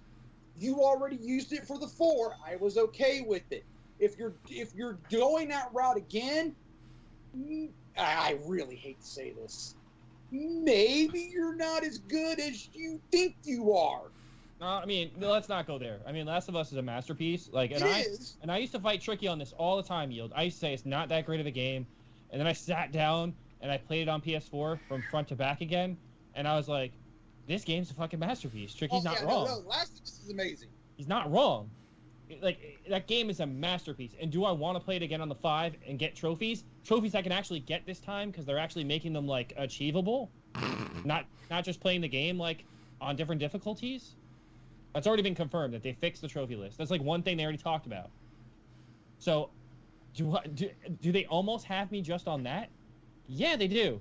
But there's a precedent here that they keep setting, and it's bullshit. It's like, all right, so, again... This is the third time. Okay, so I'll make a really good analogy. Last of Us is Sony's Legend of Zelda. As it comes out late in console cycles, and then they release it again for the next version because they know it's going to sell and make money. So it's like, we'll just move it over to the next one. We'll sell it on this one because we have a huge install base, but then we'll wait for the install base to get a little bigger, and then we'll sell it again on the next one. It's like, that's a fair analogy because that's what they've done with Zelda since forever. Well, since the Wii. Since the Wii, yeah. And Breath of... Well, hold on. If you're gonna do that, then call it Mario Kart, because Mario Kart, I mean, yeah, they're releasing track packs. But that's smart. That's smart. Like, what they're doing with Mario 8 Deluxe is what they should have done with Mario 8 Deluxe the whole time. Not waited so long to do this, but like. But that okay, so Homer on the Facebook page said that he said that why do something like The Last of Us when there's a game like Siphon Filter, which is much older and probably deserves a remake more than The Last of Us, and given the amount of time between, probably yes, it does deserve a remake more. Problem is what's going to make you more money. The answer is not Siphon Filter. Also, look at Nintendo. Are they going to remake the original Pikmin, or are they going to re-release the same Mario Kart that's been successful for them for the last few years? Like, I mean, it's Nintendo, Alex. They could go either way. They make really dumb Nintendo decisions all the time. Like, they'll remaster the dumbest fucking game, and then they won't make a sequel to the game everybody wants. They won't make a new Star Fox, but they'll make like. Okay, so I mean, they have not figured out what to do with Star Fox after Star Fox 64. They just don't know what to do with that franchise. It's pretty effing simple. Just make another Star Fox game and just not make it the same fucking game every time. Like, give me a brand new story. Well, they tried to take him out of the R-Wing, and we saw how that worked. But you look at Pikmin. Pikmin's not like a super popular game. It's kind of more niche than Mario Kart. Like, you think about the games that sell, that may still be fun games, but don't sell as well on the Switch, and that's like your ARMS, your Pikmin. Like, they over time, will they sell well? Sure, but like when you compare those to something like Mario Kart or Zelda, like you're not going to remake those games in favor of these other games. Like, you're going to continue to put out Mario Kart because that's what people want to buy over and over again, and that's what these game companies do. Like, what we seem to forget is the goals of these game companies aren't necessarily in line with the gamers all the time. Like, yes, we want to play really good games, and they want to put out games that we want to buy, so they're kind of in sync there. But also, when Sony's looking to make as much money as possible, they're going to see something like The Last of Us, and that's easy money compared to something like Siphon Filter, which, I'm sorry, at this point, I don't think would sell all that well. I don't either. And it always goes back to the, sequels and remakes will make you more money than new IPs. Why? Because you already have an established fan base. And it's going to be, that's what gaming has turned into. And I know Yield hates this just as much as I do. It's like 90% of the games that come out every year are either sequels or remakes. And there's not much new stuff every year. The new stuff's all indie games, like, that get lost in the shuffle of all the remakes, remasters, and spam games that come out all year. Well, I mean, you're not wrong in what you just said, but you're always going to fight that battle of the gamers that say, give me a sequel to this game, or then you have the people that say, no, I want new IPs, and then when new IPs come out, people shit on them because it's not a sequel to the game that they wanted. So it's a constant battle back and forth. I agree there. All right. No, you're not wrong, but maybe I'm one of the minority of weird gamers. You can make. No, you're not. You could make a new game, and I could be like, God, this sucks. But I'll also sit there and go, at least you tried. Exactly, but they don't let people try anymore. Because like I've said, you could make a game that absolutely sucks, But there'll be little Timmy or somebody who's going to be a game developer one day, and you did something really cool that stuck with him, and he'll be like, you know what? I'm going to take this idea and I'm going to make it something even better. And that's why I say that why sequels are good, you also need to push the industry. You needed to come out with The Last of Us. Okay. Where it's just mind-blowing, and then that pushes storytelling. I would like to make a well, okay, you go ahead and finish. Yeah, I no, would like to make a I was counterpoint. So Go my ahead. thing is, like, when we talk about like new IPs and sequels, obviously the stuff like Mario Kart, even though it's been out released previously on the Wii U, sells crazy on the Switch. You got your Call of Duties that come out every year and sell. It's one of the best-selling games of the year.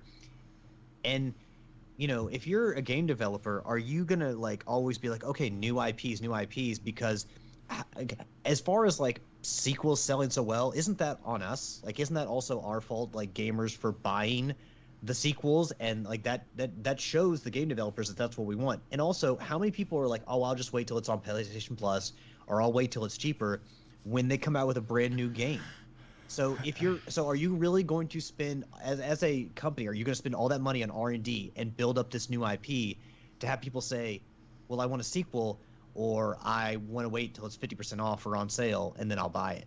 Because does that make the most financial sense for you? And are we not at fault as the consumers for saying stuff like that? Like, oh, I'll just wait till it goes on sale, or I want a tried and true property, so I'll just buy Mario Kart again and play through that. Like, are we not at fault for some of this? We're absolutely at fault for it. But again, and like, I'm not taking a shot at anybody on the show because I know exactly who everybody's gonna think I'm taking a shot at. Well, wait, here's the thing. When I say us, I don't mean just us four. Oh no, no, I mean, I know what you mean. What I'm saying, but you just pointed out, like, the games. There's people that come out and say, "Oh, I'm gonna wait until it hits the bargain bin," or "I'm gonna wait until it's on PlayStation Plus," or whatever like That's that. me.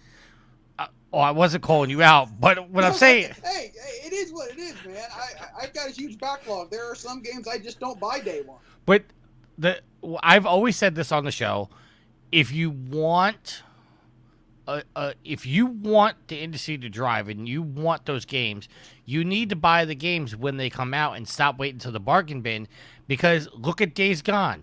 Days Gone was a fantastic game, and as Joe pointed out, it didn't sell well. So I bought it on launch. Sony doesn't see it as a profitable series. So when Sony Ben said, "Oh, we want to make a Days Gone 2," they were like, "No, make something new." We don't, and to the point, we don't know if they're making a sequel. You know, we don't know if they're making a siphon filter or if they're making or they're coming out with a new IP. But I've always said, if you want something, you need to support the developer. That's why, you know, when Horizon comes out, you know, you guys, you know, give me shit all the time because I buy all the collector's editions. It's because I'm giving the developers my money. I'm saying, hey, this is what I want. You know, Caneless in the chat that just said, I want a new Killzone. Killzone's dead because nobody supported it. Before we're gonna stick a pin in this because we're getting a little long on the show. Oh no. Like, hold on. Killzone, right? Hold on. Some comments from the chat. Latin Legacy says Minesweeper is still the best packed-in game. Change his mind. Matt G said challenge accepted. 3D pinball Space Cadet. And Caneless says Wii Sports got you beat. And Kayla says, I guess in reference to Joe earlier, says, no, because Zelda's always a different game. It's Zelda. It's not a different game. Maybe Breath of the Wild is, because Tricky thinks it's not a Zelda game. It's not a Zelda game. It is a Zelda game. It's not a Zelda game. Stop. It is a Zelda game, and I've never played it. Then you can't comment, Yield. Yes, I You can. can comment all you called want. The Legend of Zelda Breath of the Wild. Yes, I can. Here. Let's do it again, and Joe will agree. Does it have Ganon? Does it have Link? Does it have Zelda? Does it have the Triforce? Yeah, Does you it have the checked all those Master boxes, Sword? Joe. Does it have the Master Sword? Does it have the Master Shield? Check. Even if Check. it's just in there for a bit, if it's there, that's everything you need for The Legend of Zelda. I also want to point out that when Breath of the Wild won Game of the Year, it was the first time ever that a Wii U game won Game of the Year. because that It'll was be the last time ever that a Wii U game. because won a that was It's not a fair assumption.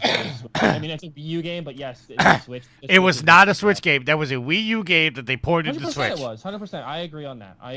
It was a Wii U game that was ported to Switch. It was not a Switch game. That was a crazy year, though, because I believe that was the year that the two other nominated games for Game of the Year, or the two biggest other nominees were Horizon. That should have won. Horizon was that year. So it was Horizon, it was Mario Odyssey, and I believe Persona 5 was that year as well, right? I think that sounds right. I know Horizon got screwed. And Persona 5 should have won that year. That game's a masterpiece.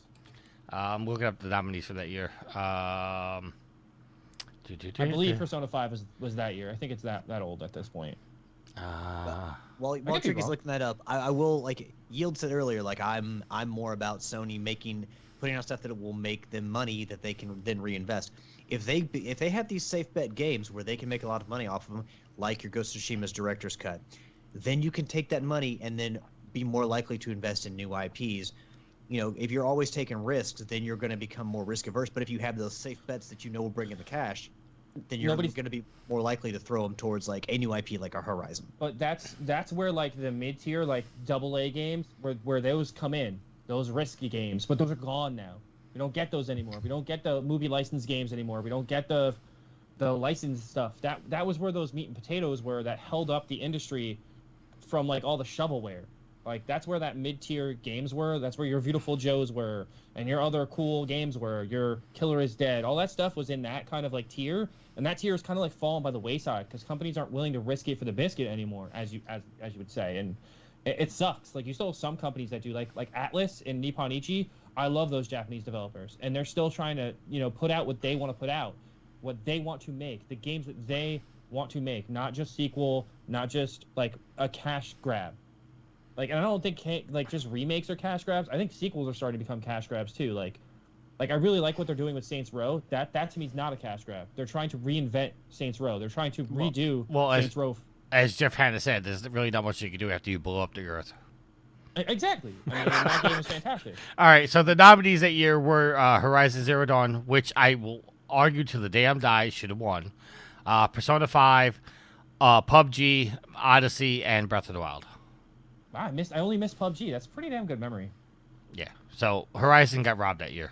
All right, Persona got robbed. It's okay though. We're sticking a pin in this because we're getting along, and Alex is going to end the show, and we're already probably going to hit 2.5 hours.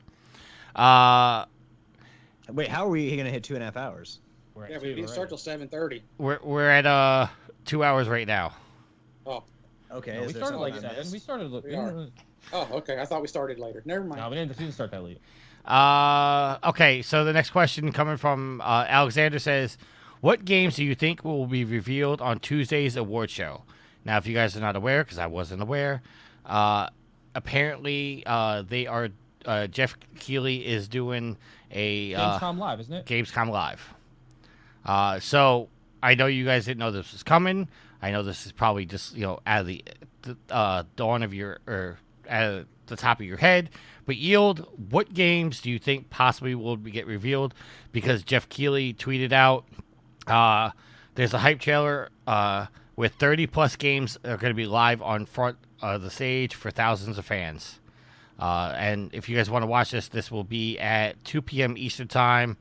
And I guess that would be 7 o'clock in the UK. But yeah, Yield, what games do you hope are revealed at Gamescom Live?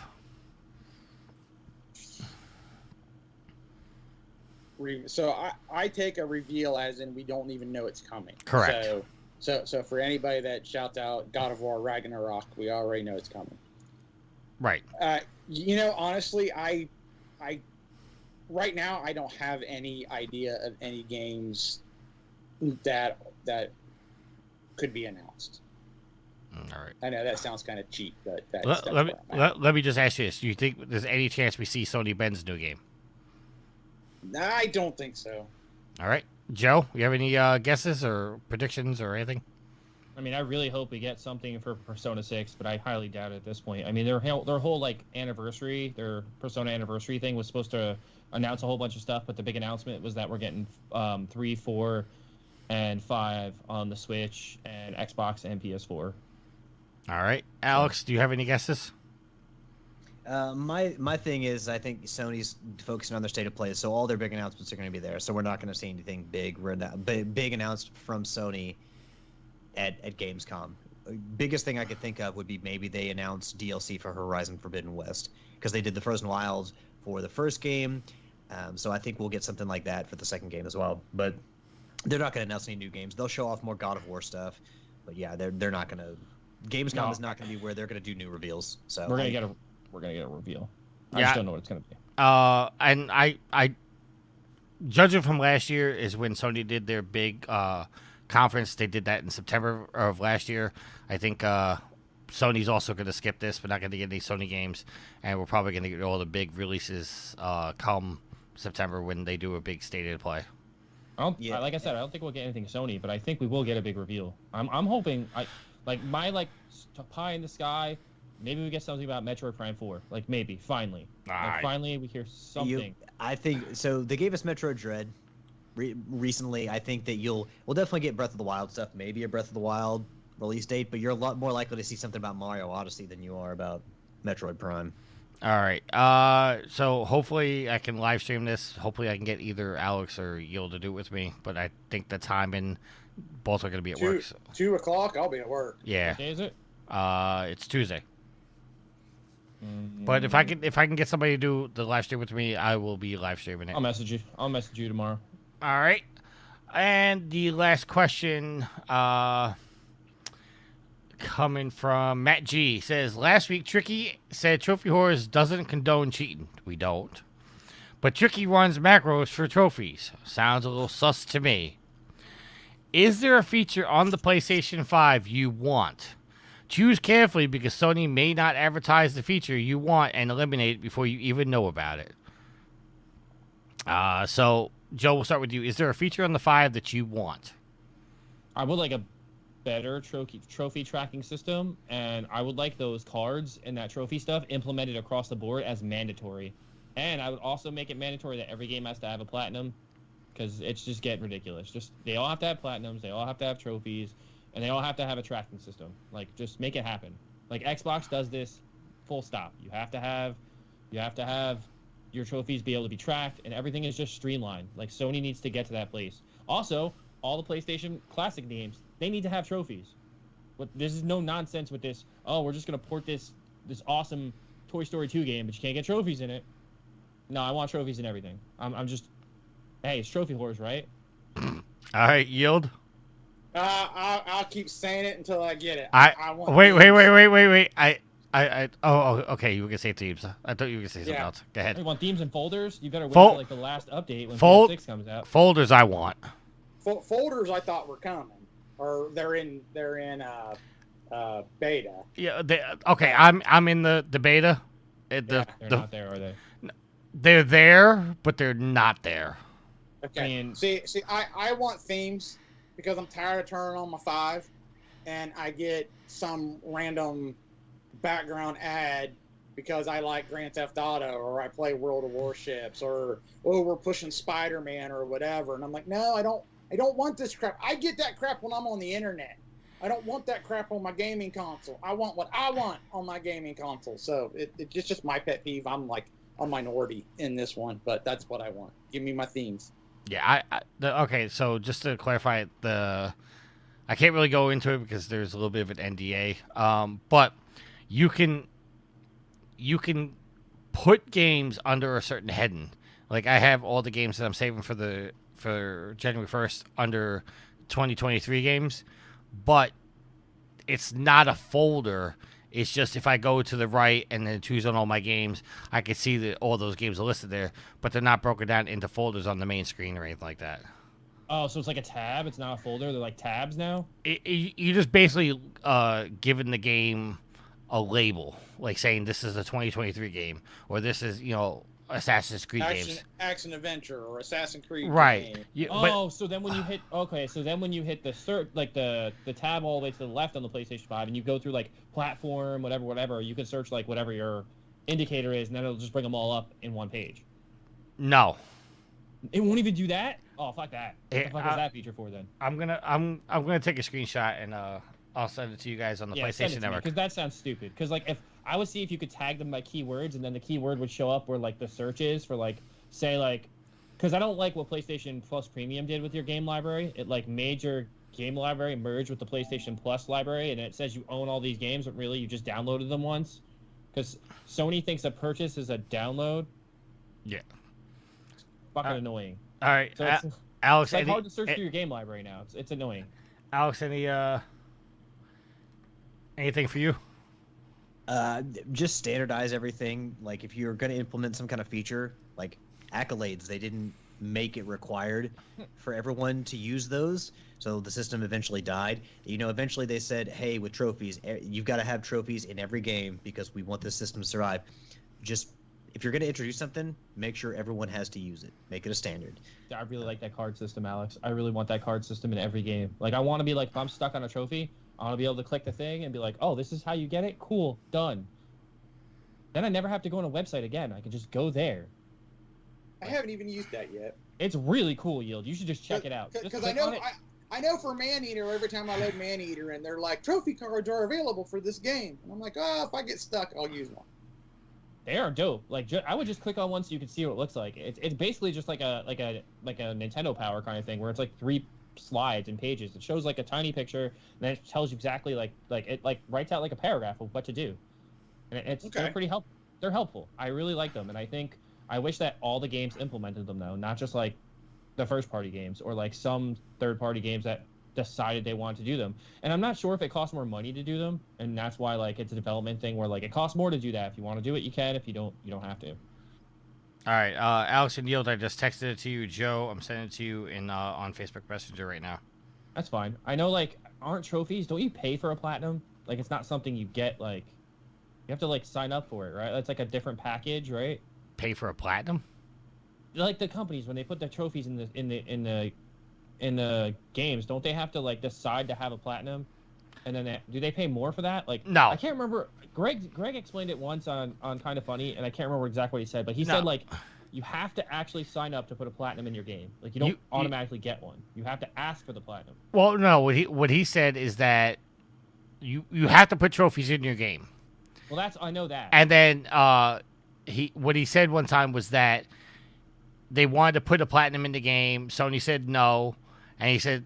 And most people just took the no for the, gospel. But Greg said, if you turn around and say, but we really want a platinum, they're like, okay, put a platinum in. So. Those are pretty cool.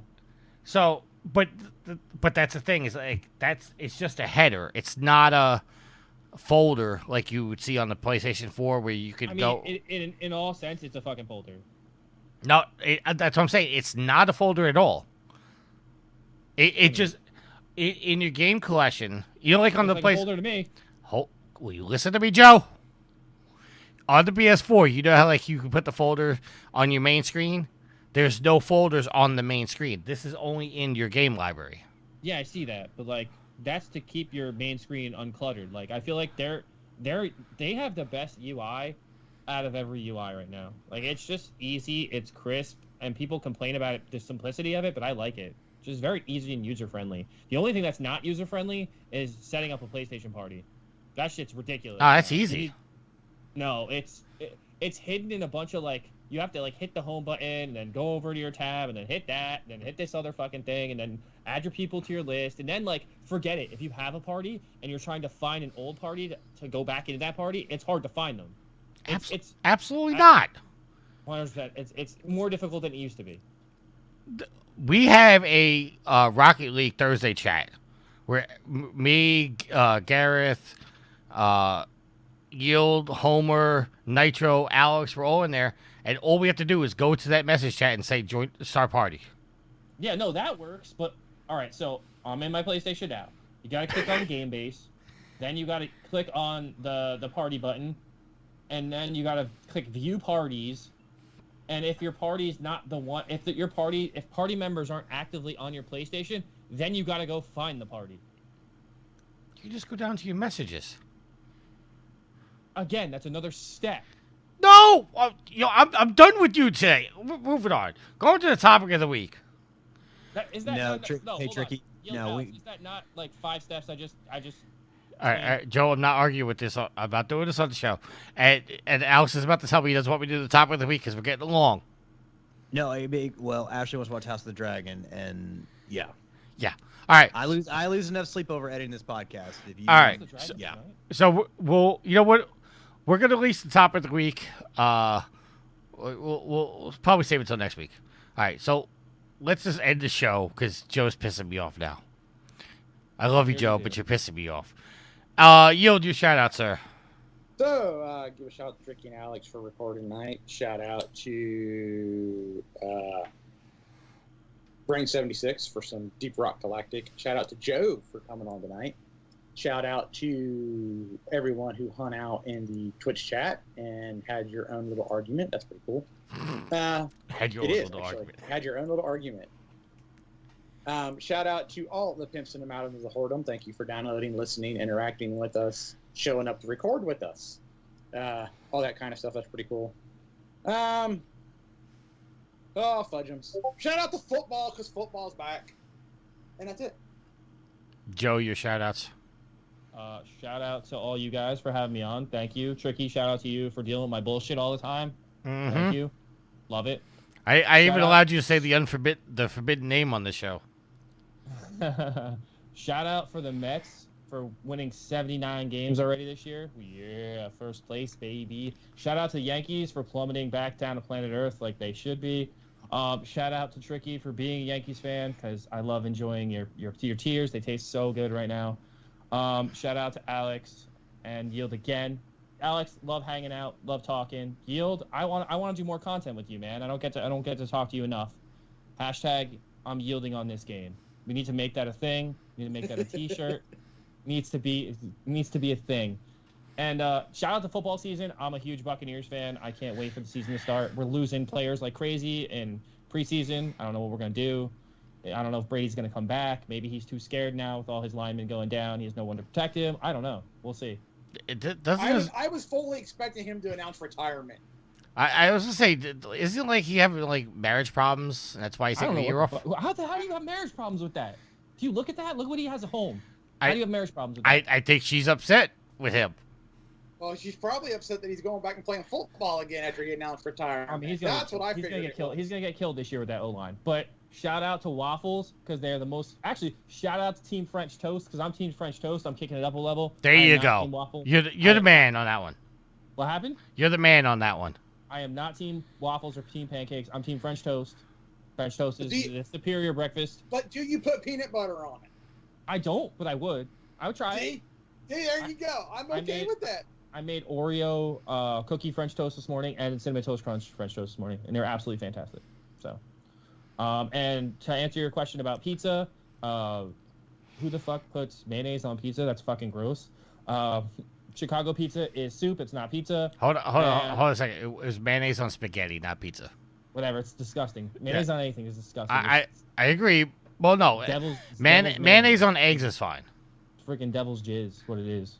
Mayonnaise is if you want to eat it, that's fine. But mayonnaise on eggs is no more acceptable than mayonnaise on pizza or spaghetti or whatever. Absolutely. Why would you put mayonnaise on eggs? It's like the same. It's like they come from eggs. That's like cannibalism. We can't have peanut butter on waffles, but yet mayonnaise on eggs is acceptable. I've had peanut butter and waffles. That's slamming. That's slamming. You guys got something there. I like that. Yeah. I had it after you guys talked about that in the show. I had it. That was good.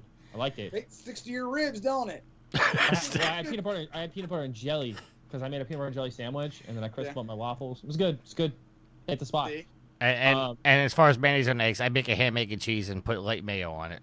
That's fine. That's a sandwich. You're not just eating. If you're not savage. You're not eating eggs with mayonnaise on it. Not to mention. I'm not really a mayo guy. I'm a Miracle Whip guy. Not to mention, in the group chat that we have with the five of us, I made a slamming egg sandwich and put it in there, and you all agreed it looked good. That's good. And the ultimate pizza topping is pepperoni. All right, you're done. Alex, your shoutouts. Give a shout out to the community, the listeners, the fans, the fuel to the fire of this Trophy Horse, the heartbeat of Trophy Horse. Thank you all for continuing to push us onward and upward. Without you all, we would be absolutely nowhere. Certainly wouldn't have gotten to 100 million downloads. You all are awesome. Keep on keeping on. Also, give a shout out to my co-host Tricky, and to Yield. Big shout to Joe, my brother in Turtles. Looking forward to the game as much as you are, sir. Of course, the collection, Cowbung collection. And thanks for coming on. And, Tricky doesn't really like it when people, play devil's advocate when it's not him. So, I mean, you and your hot takes, sometimes that's okay. He just doesn't like it when somebody else is someone else is the belle of the ball. He's got some bad takes. I'm bringing the controversy here. I'm bringing the controversy, Tricky. And Matt G says you're getting the sacrifice in the cult. Well, Tricky, you know what, maybe Tricky just doesn't like when someone else is the center of the controversy and it's not him, because usually it's him. Last but not least, I want to give a shout out to my awesome and loving girlfriend, Ashley.